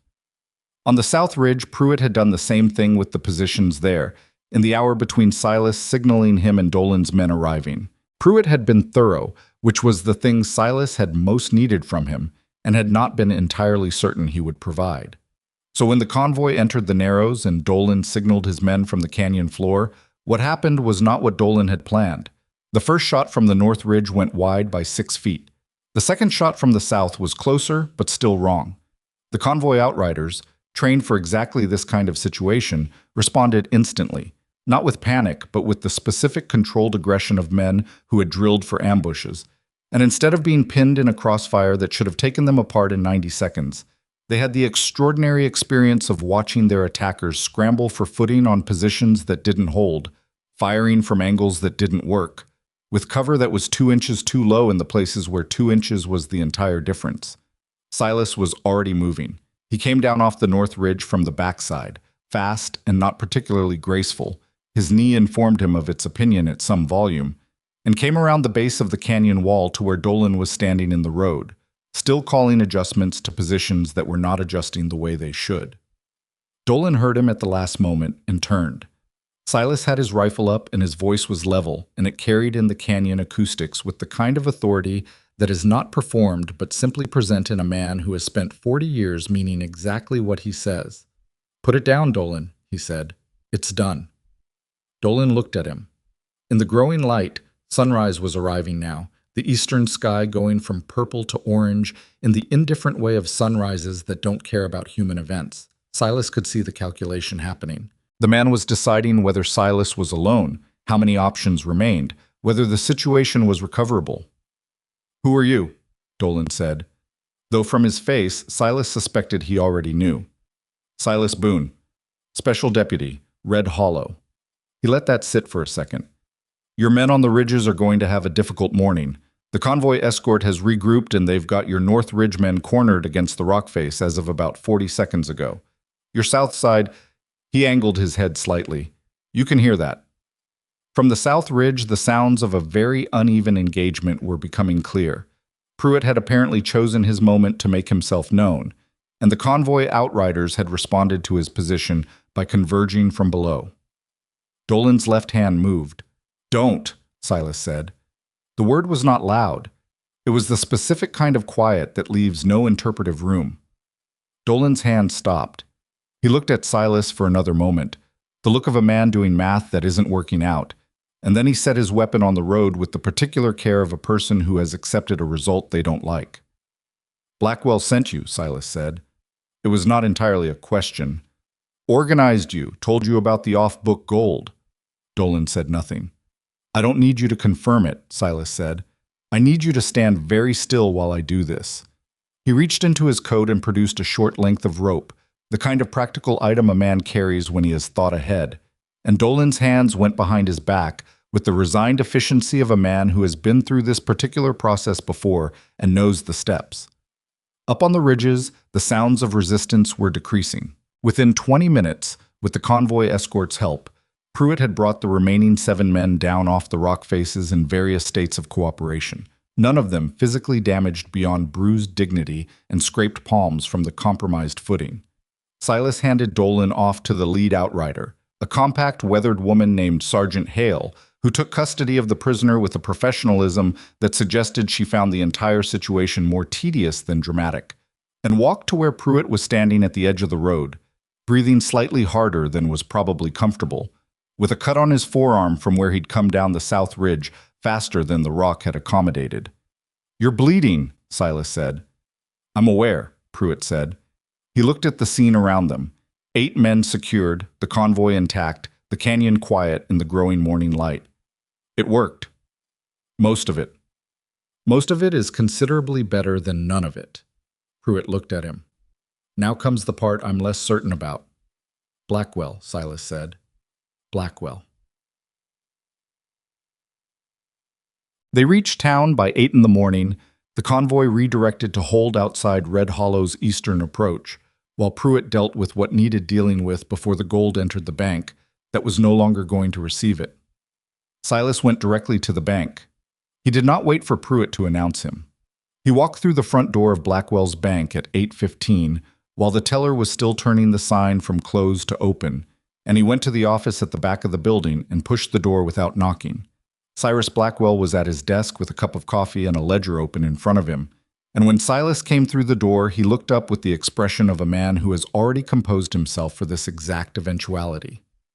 That composure, the absolute refusal to be visibly surprised, was its own kind of information. A man who expected bad news this morning had been tracking the situation closely enough to know that bad news was possible. "Mr. Boone," Blackwell said. His voice was the same measured, unhurried tone he used for everything. "This is unusual." "Dolan's in custody," Silas said. "Your men are in custody. The convoy is intact." He pulled the chair from the corner and sat in it without being invited, the same way he'd sat in Pruitt's office days ago, because there was a version of manners that served situations and a version that was simply formality, and Silas had never had much patience for the second type. The off-book portion of the manifest has been documented by the convoy sergeant. Territorial authorities are going to be very interested in how that discrepancy was created. Blackwell said nothing. He looked at Silas with the flat attention of a poker player who has not yet decided whether he's been beaten or whether there is still a card to play. I also have a witness statement from Pete Calloway, Silas continued, detailing your approach, the proposition made to him, and the specific information about the Canyon Road that only someone with access to the territorial transport schedule could have provided. He paused. That schedule was in your vault, Cyrus. You're on the distribution list for transport security notifications because of your position as the receiving bank. The silence in the office was different now. Still controlled, still composed, but with something underneath it that was not so composed. A fundamental structure showing stress in the way that well-built things show stress, not obviously, but in the places where the load was concentrated. Calloway is a vagrant with no credibility, Blackwell said. He is, Silas agreed, which is why I also have the testimony of Sergeant Hale, who will document that the ambush positions in the canyon were known to her convoy before they arrived, because I provided the information in advance.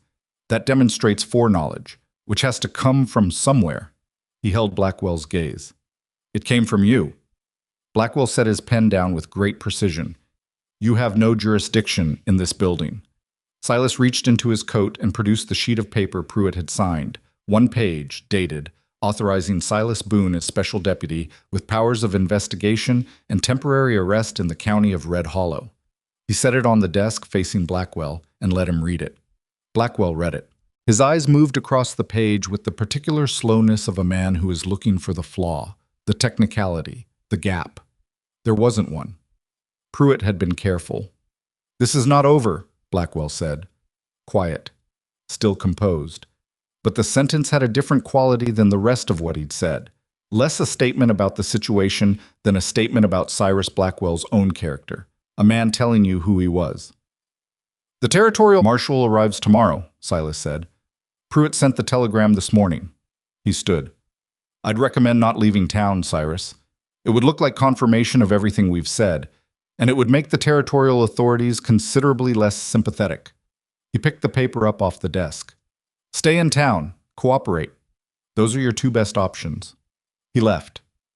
On the street outside, the morning was fully established now, the sun up and already working on the day's heat, and Red Hollow was going about its Tuesday business with the slightly elevated alertness of a community that had heard things arriving this morning but hadn't sorted them out yet. People were looking at the direction of the bank. People were looking at Silas. The particular social information processing of a small town was running at full speed. He walked to the bakery. Clara was at the counter when he came in. She looked at his face and something in her own face, the careful control she'd been maintaining for 2 days, the specific composure of a woman holding a great deal together through sheer will, shifted slightly, like a pressure releasing. Evan, she said. Is free, Silas said, completely. There's nothing on paper, no formal charge, no case. Dolan and his men are in custody. Blackwell will be formally charged when the territorial marshal arrives tomorrow. She put both hands flat on the counter and stood there for a moment, not saying anything, and he understood that this was the moment where relief arrived and the body, which had been running on adrenaline and will, and the very practical business of not falling apart in front of people who needed you to be functional, began its reckoning with what it had been through. He's at Gus's, Silas said. He doesn't know yet. I'll go, she said immediately. I know. He stayed at the door. He hadn't sat down, hadn't moved past the threshold, actually, and she noticed that. Silas. She looked at him directly, the way she always looked at him. Are you all right? He thought about the question with the seriousness it deserved rather than deflecting it with something reassuring and automatic. He was 64 years old with a knee that was going to be unpleasant for the next several days, and he had spent the night on a canyon ridge and the morning confronting a man who had significant resources and a clear willingness to use them destructively. He was tired in the layered way that is not just physical, the way that reaches into the part of a person that holds decisions and consequences, and the weight of being responsible for outcomes that involved other people. Yes, he said, mostly. She looked at him for another moment. Then she came around the counter and crossed the room, and before he fully processed what she was doing, she put her arms around him, not tentatively, not with the careful choreography of two people who aren't sure what they're allowed, just fully, plainly, the way a person holds on to something they're glad still exists. He stood very still for a second. Then he put his arms around her too, because she was right. and he was glad she was right. And the thing in his chest that had been careful and measured and protected for 6 years did not break exactly, but something in it moved, something that had been frozen in one position so long that moving felt like breaking and wasn't. She stepped back first. Her eyes were not wet. She was not a woman who cried in bakeries, or possibly anywhere, without deciding to. But there was something in her face that was open in a way he didn't have a word for. "Go tell your son," he said. She went. The town learned about Blackwell in the efficient, comprehensive way that small towns learn about things. Not through any official announcement, but through the organic propagation of actual events witnessed by actual people who told other actual people, with the result that by noon, Red Hollow had assembled a fairly accurate account of what had happened in the canyon and in the bank office, complete with details that Silas had not provided to anyone and could only have arrived through the specific forensic magic of community gossip. The response was not simple. That was the thing about real events as opposed to convenient stories. They didn't produce simple responses because real events had complexity built in. There were people in Red Hollow who had genuinely liked Cyrus Blackwell, or believed they did, which was not quite the same thing, but was real enough from the inside. There were people who had extended him professional courtesies, accepted his credit arrangements, relied on the stability he represented.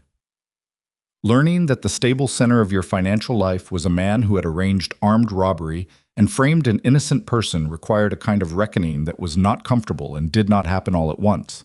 There were others, Mabel Hatch among them, a fact that Silas registered without satisfaction, who turned their attention to what they had said about Clara and Evan in the past weeks with the specific discomfort of people who had been very sure of something they turned out to be very wrong about, and were now navigating the gap between who they'd been in that wrong certainty and who they wanted to be going forward.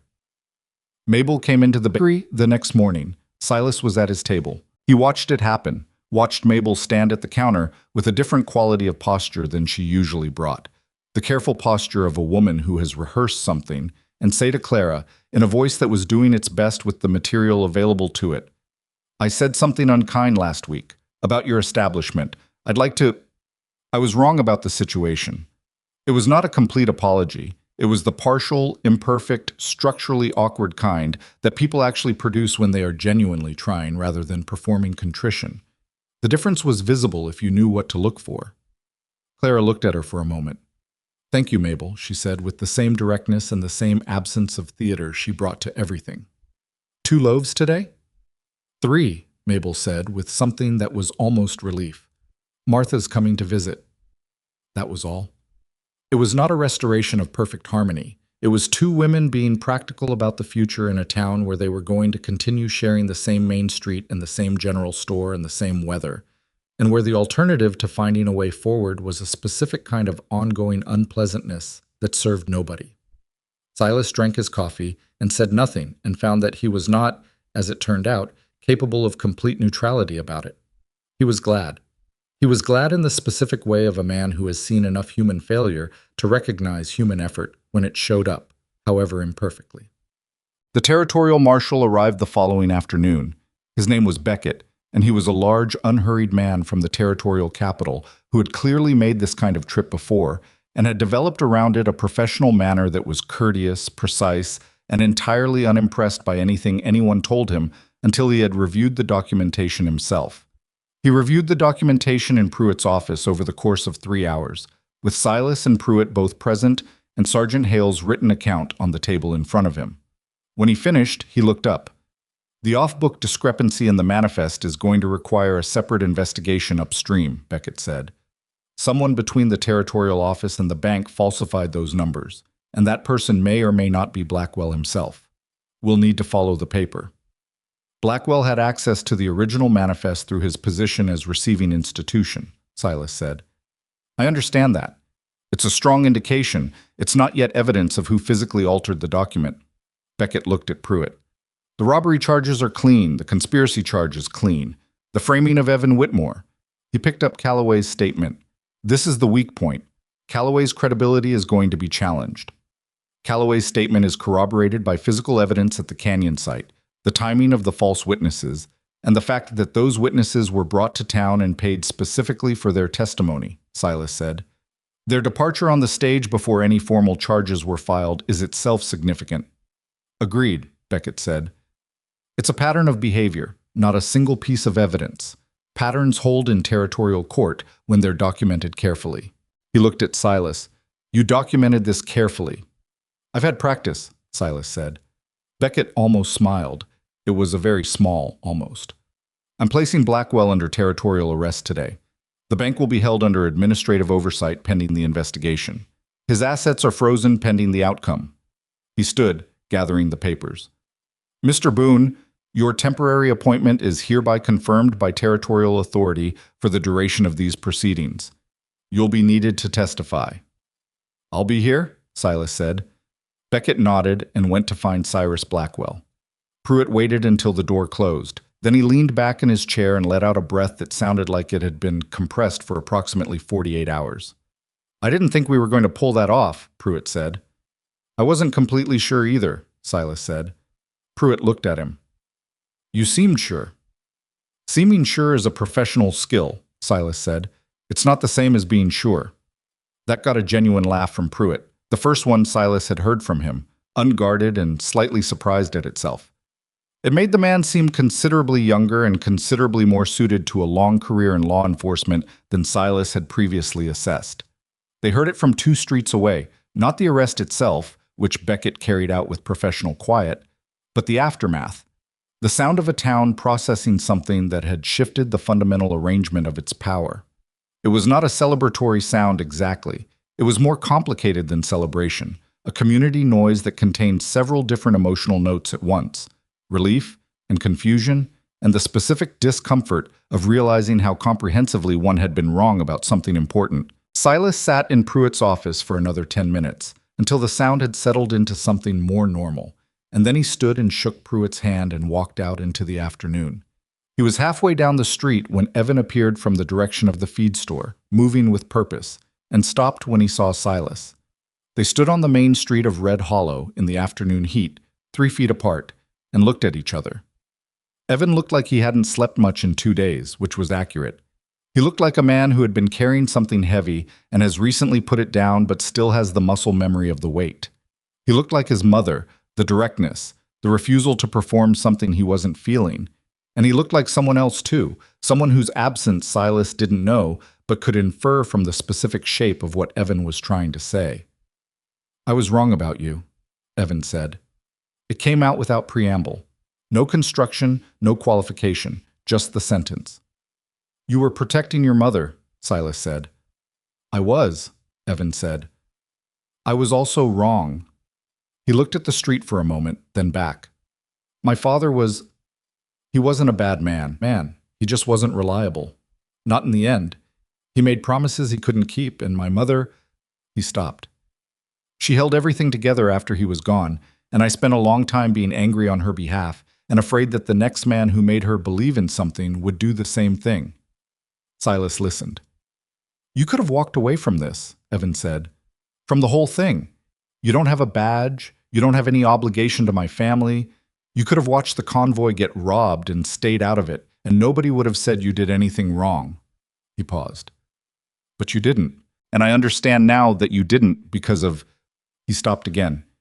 He was working against some internal resistance, the kind that comes from saying something that cost you something to say. Because of my mother. And because it was right, and I had those 2 things in the wrong order about you. Silas stood with that for a moment. Your instinct to protect her isn't wrong, he said. It's the right instinct. I'd think less of you if it wasn't there.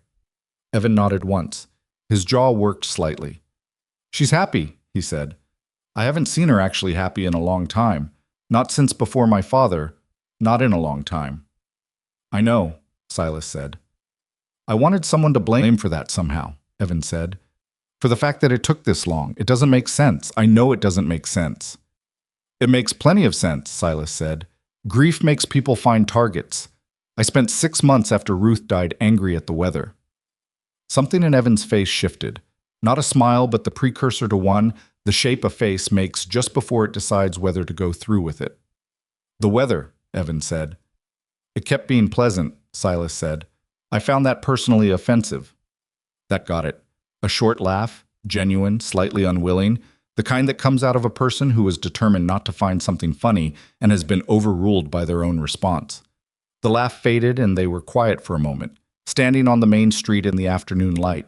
Two men who had been at angles to each other for 2 months and had arrived, through the specific curriculum of an emergency, at something more honest. "She'll want you at dinner tonight," Evan said. "If you're willing." Silas looked at him. "Are you asking me?" Evan held his gaze. "I'm asking you." "Then yes," Silas said. "I'm willing." Dinner that night was at the small table in the back of the bakery, where Clara had cleared the work surface and set actual plates, and Evan brought bread, her bread, still warm, and Gus Alcott appeared at the door 40 minutes in because someone had told him where Silas was, and Gus had decided, apparently, that this was a gathering he should be part of, which it was. It was not a perfect evening.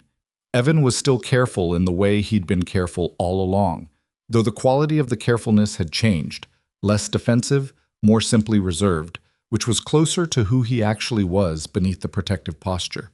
Gus told a story about the feed store that was longer than it needed to be and funnier than it had any right to be. Clara laughed in the real way, the uncontained way that Silas had heard for the first time weeks ago through Evan's interruption. And the sound of it in a room he was actually part of rather than observing from outside was different in a way that he registered physically, somewhere specific in his chest. He stayed later than he had intended. Walking home at 9 o'clock under a sky that had gone fully dark and star-filled in the way the frontier sky did when there was nothing between you and the distance, he thought about what had changed and what hadn't. The town was the same streets, same buildings, same people navigating the same lives with the same mixture of generosity and smallness and hope and fear that every collection of human beings produced. He was the same man in most of the ways that mattered.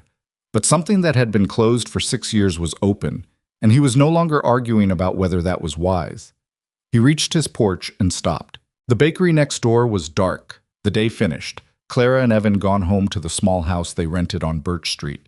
The building itself was just a building, flour-dusted and warm from the day's ovens, with the faint residual smell of cinnamon that had become, over these months, so familiar that he barely registered it anymore.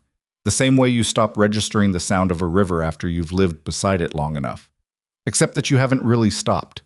You've just incorporated it. It's in you now, part of the background of what you are.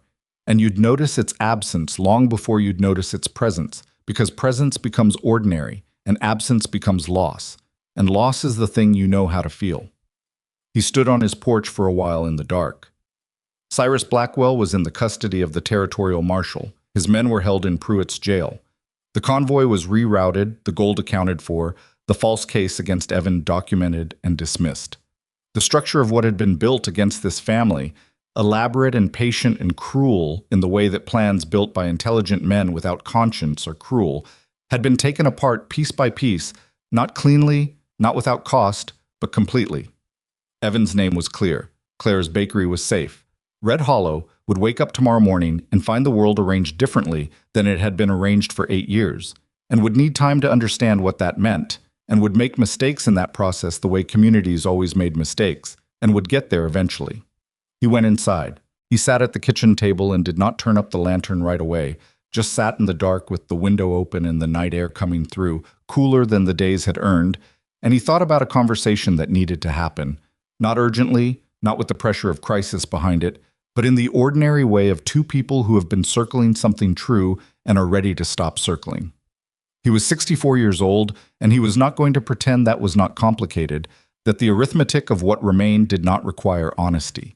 He was not going to perform certainty. He didn't have or make promises that outran his ability to keep them, or suggest that starting something at 64 was the same as starting something at 30. But he had spent 6 years under the misapprehension that his story was over, and the past 2 months had demonstrated, with the particular thoroughness of lived experience, that this misapprehension had costs. He turned up the lantern.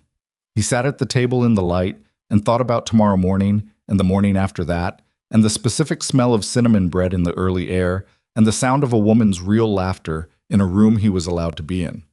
The badge was still on the table where he'd left it. He picked it up and turned it over in his hands.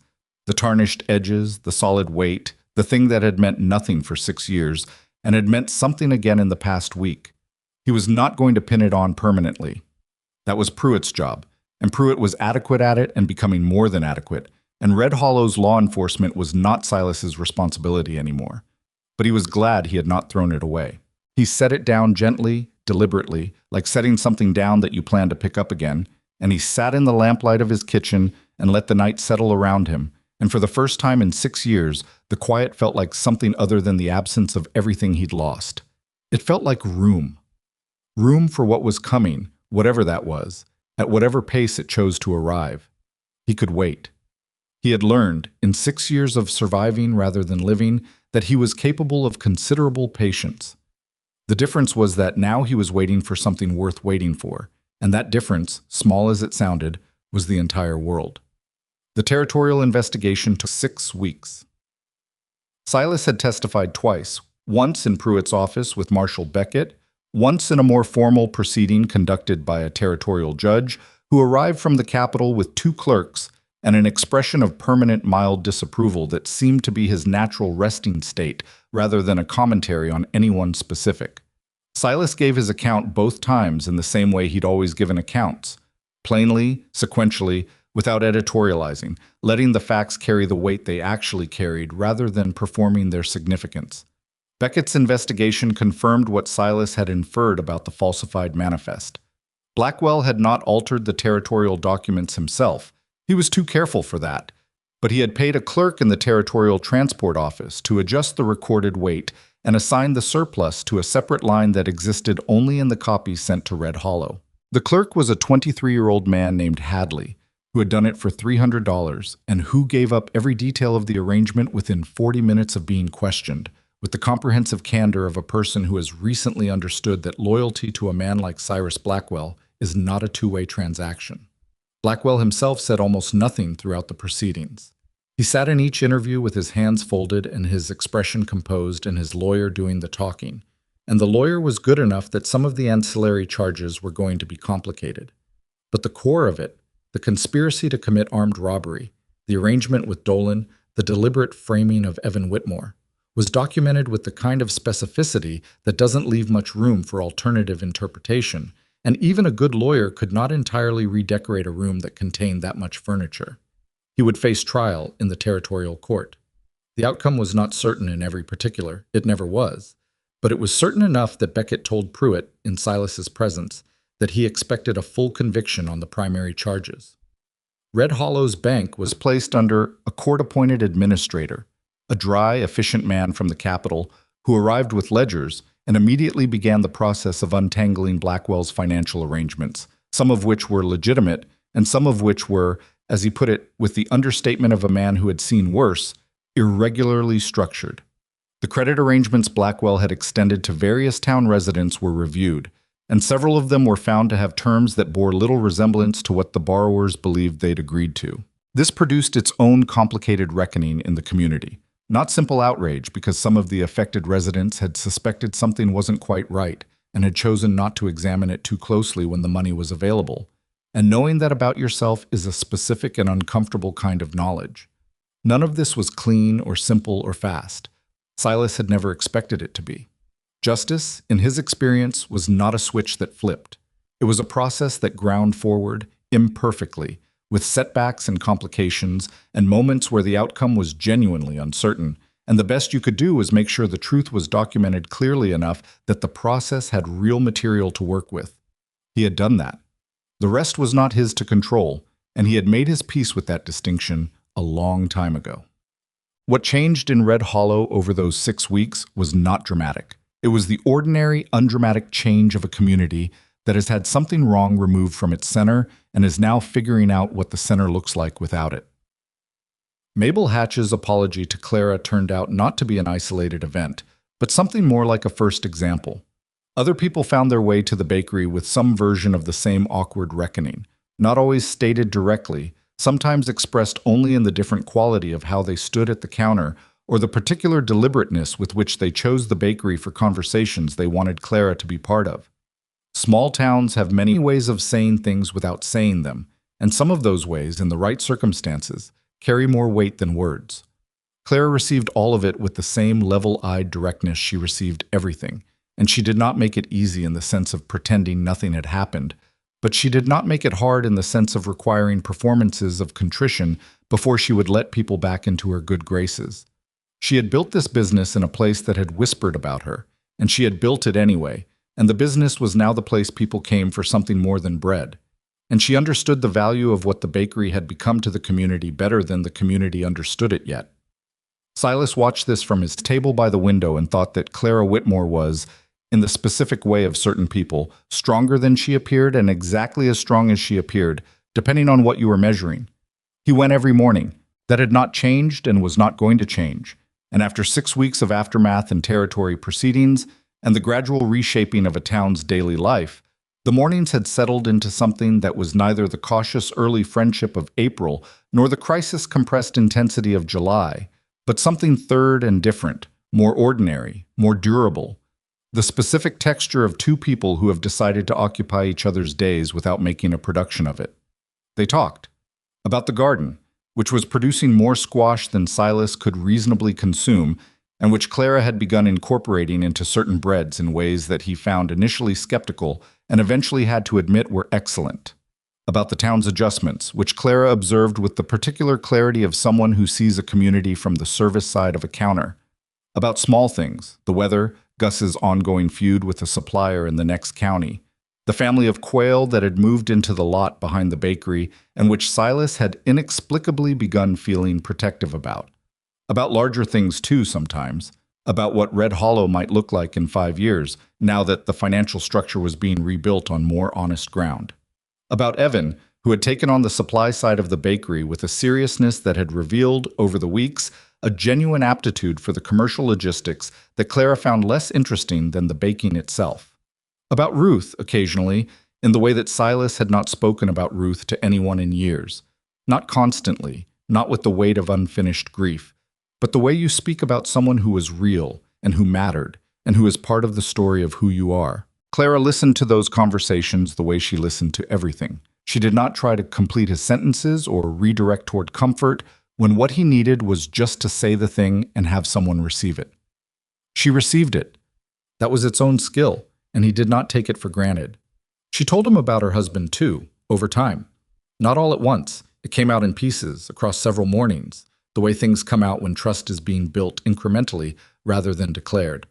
Her husband, Thomas, had been a good man in many ways and an unreliable one in others. And the unreliability had not been cruelty, but something more ordinary and in its own way harder. A man who meant what he said at the time he said it, and then forgot he'd said it repeatedly, over 20 years, until the forgetting became its own kind of answer. He had died of a fever 3 years ago and left Clara with a business in debt, and Evan with a complicated inheritance of love and disappointment that he was still working through. Evan's anger was never at you, Silas said one morning in late August when the squash bread was new and the day was cooler than it had been in weeks. I know, Clara said. It was at the situation, and at me a little, for not seeing his father more clearly earlier. She paused. And at himself for loving his father anyway. Silas nodded.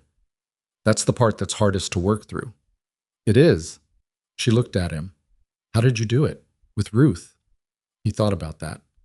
I didn't for a long time. I just carried it. I think that's what people mean when they say they're doing okay. They mean they've gotten strong enough to carry the weight without it showing as much. And then? And then, he said, looking out the window at the main street of Red Hollow on a late August morning, something happened that I wasn't looking for, and I had to decide whether to let it matter or keep carrying the weight as the only thing in my arms. The silence between them was the comfortable kind, the kind that two people arrive at when they've stopped performing ease and are actually at ease. I'm glad you decided what you decided, Clara said. So am I, Silas said. Most days. She laughed at the most days, a short, genuine sound, the kind that comes from actually being surprised into it.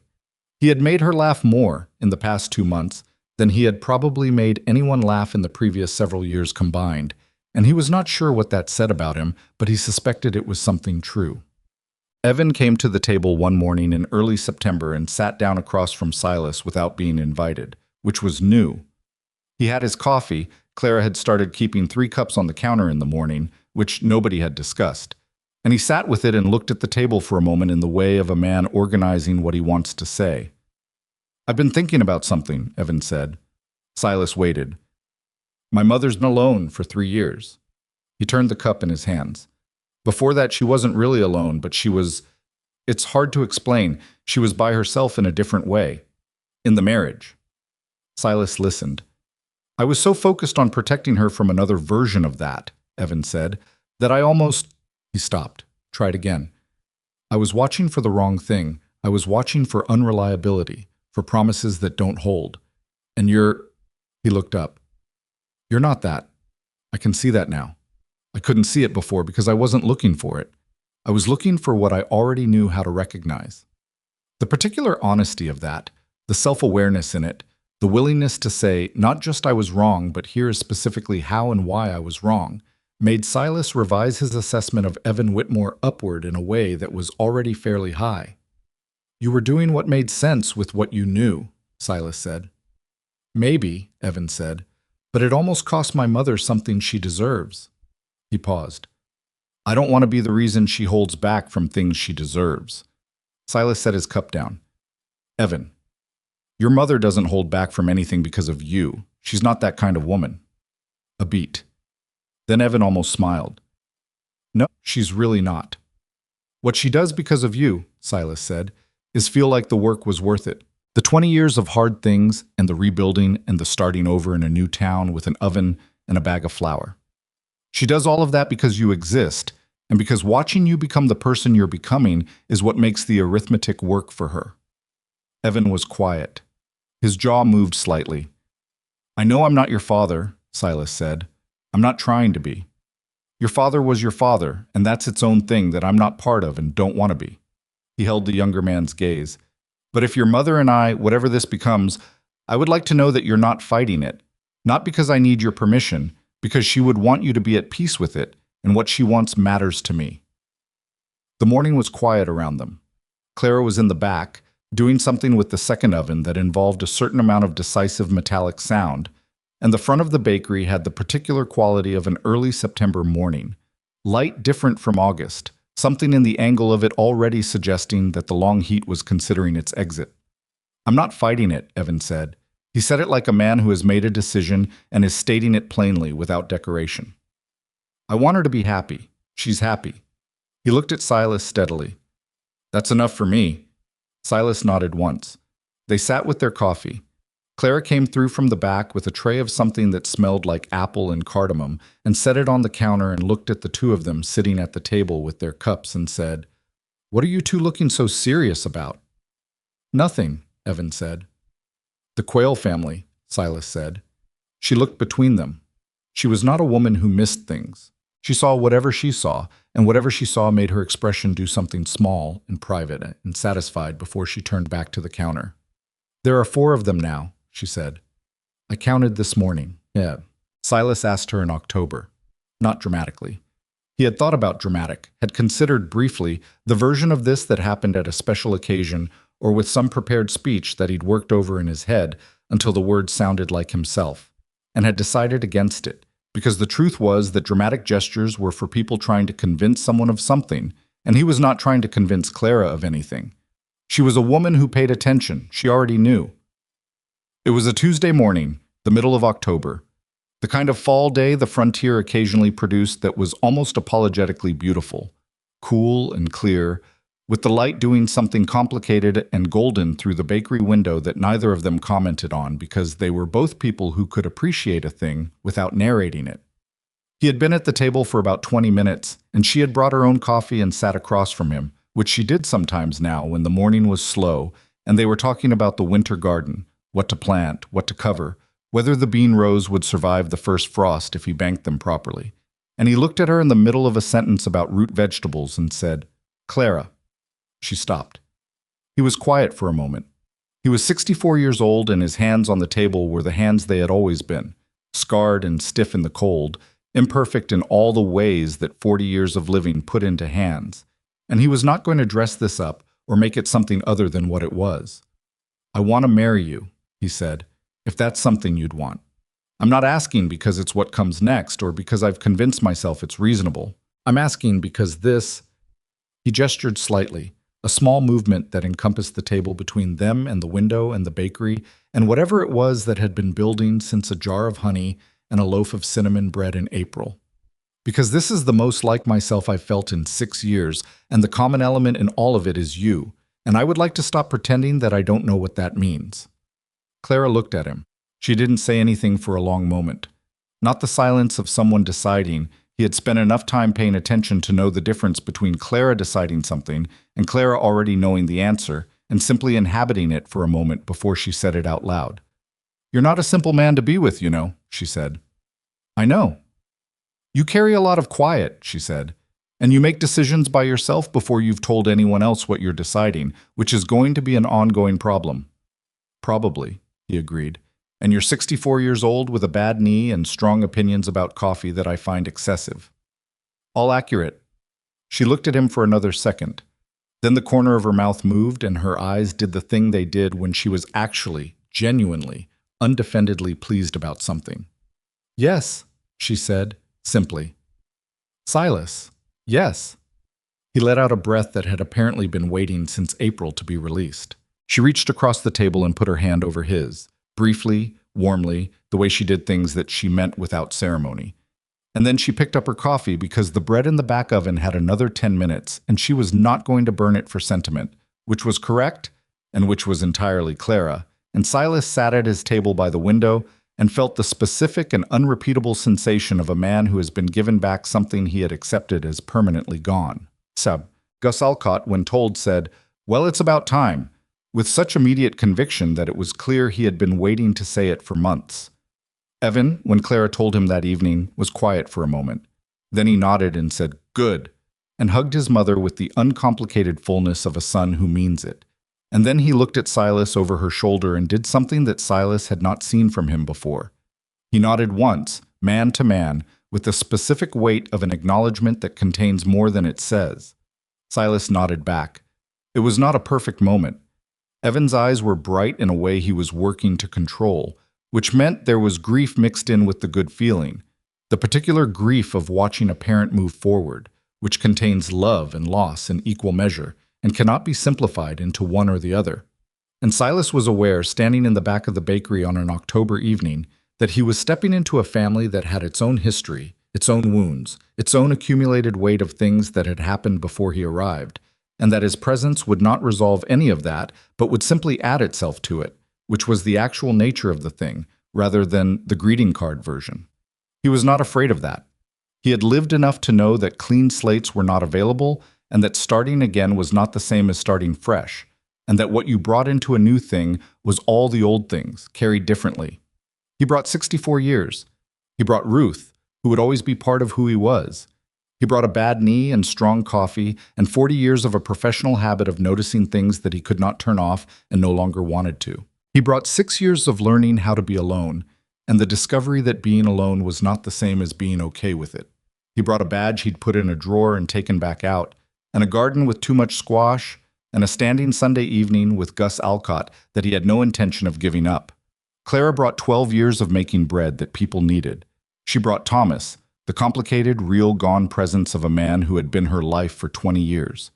She brought Evan, who was becoming, under the pressure of real events, someone his mother could be proud of, and who Silas found he actively liked rather than simply tolerated. She brought directness and impatience with pretense and the particular brand of quiet courage that looked like calm, because she had practiced it long enough that it was calm, mostly. They were not simple people with simple histories, and they were not going to become simple people, and the life they were going to make together was not going to be uncomplicated or perfect or free of the ordinary frictions that any two real people generate when they occupy the same space over time. That was fine.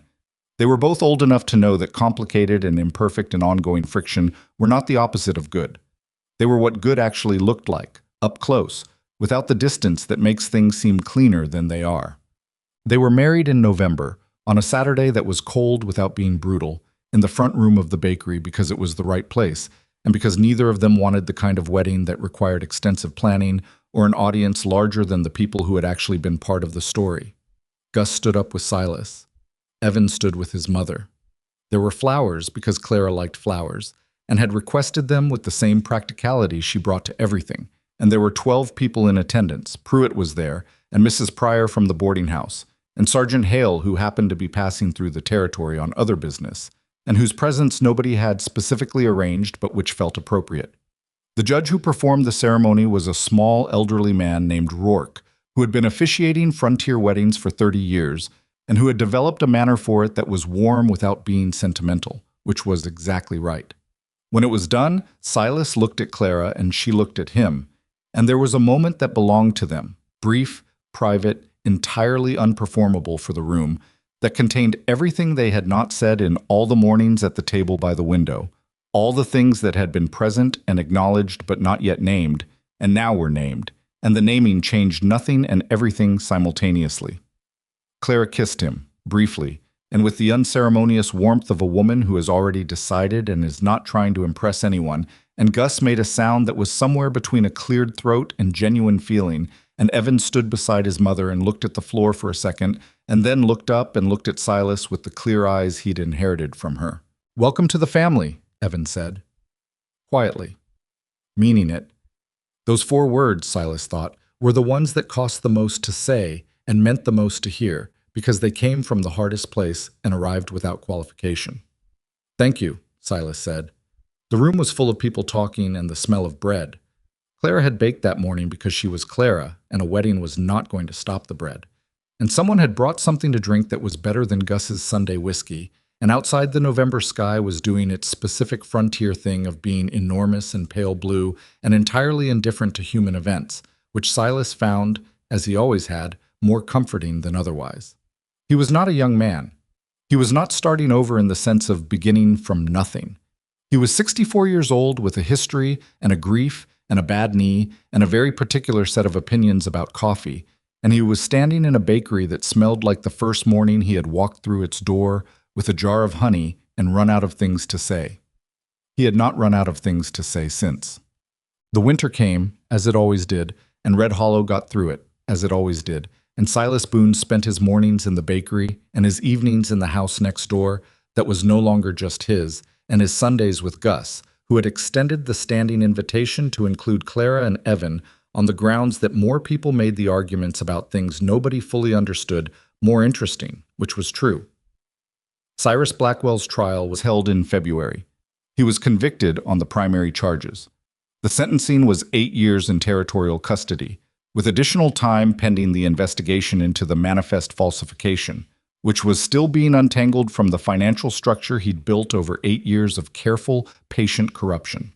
The conviction was reported in 2 sentences in the territory's newspaper, which was appropriate.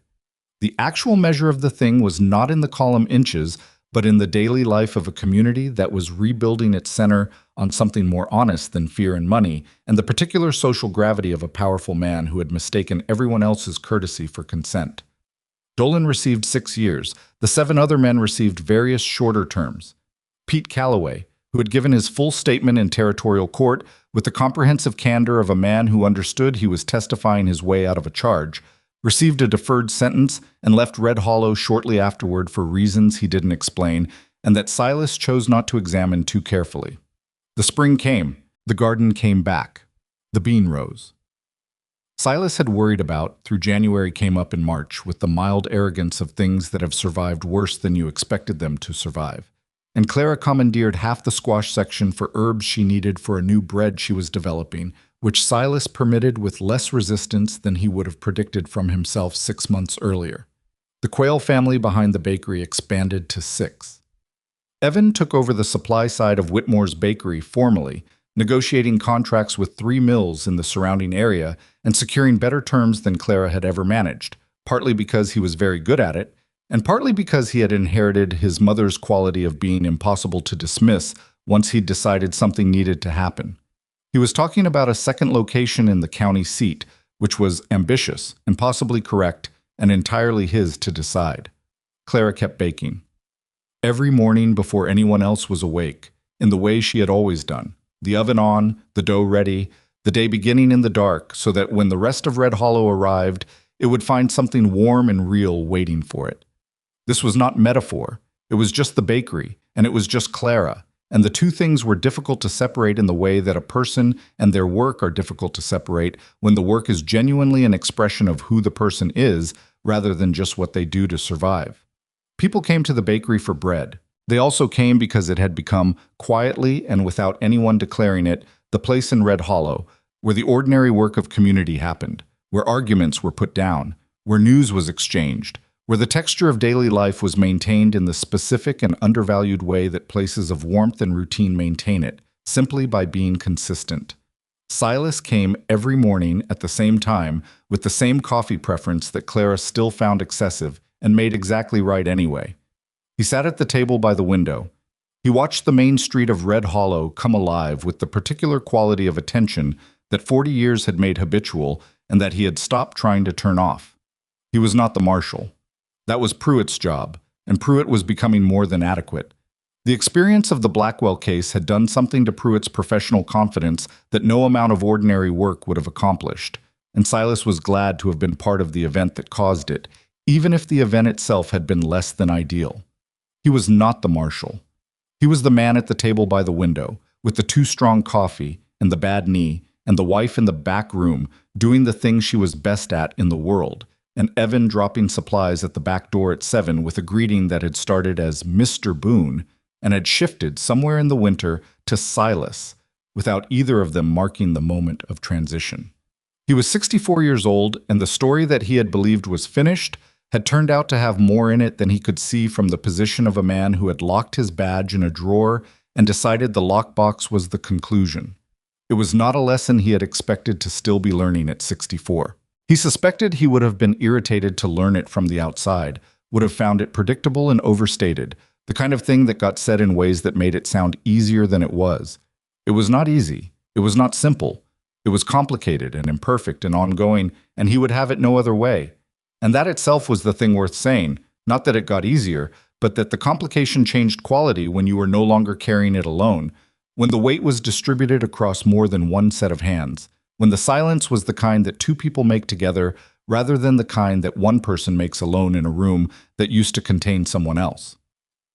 Clara came through from the back with fresh bread and set a slice in front of him without being asked, because she knew he hadn't eaten breakfast, as she always did, and she looked at him with the brown eyes that were direct without being unfriendly, as they always were, and she said, "You're thinking loudly again."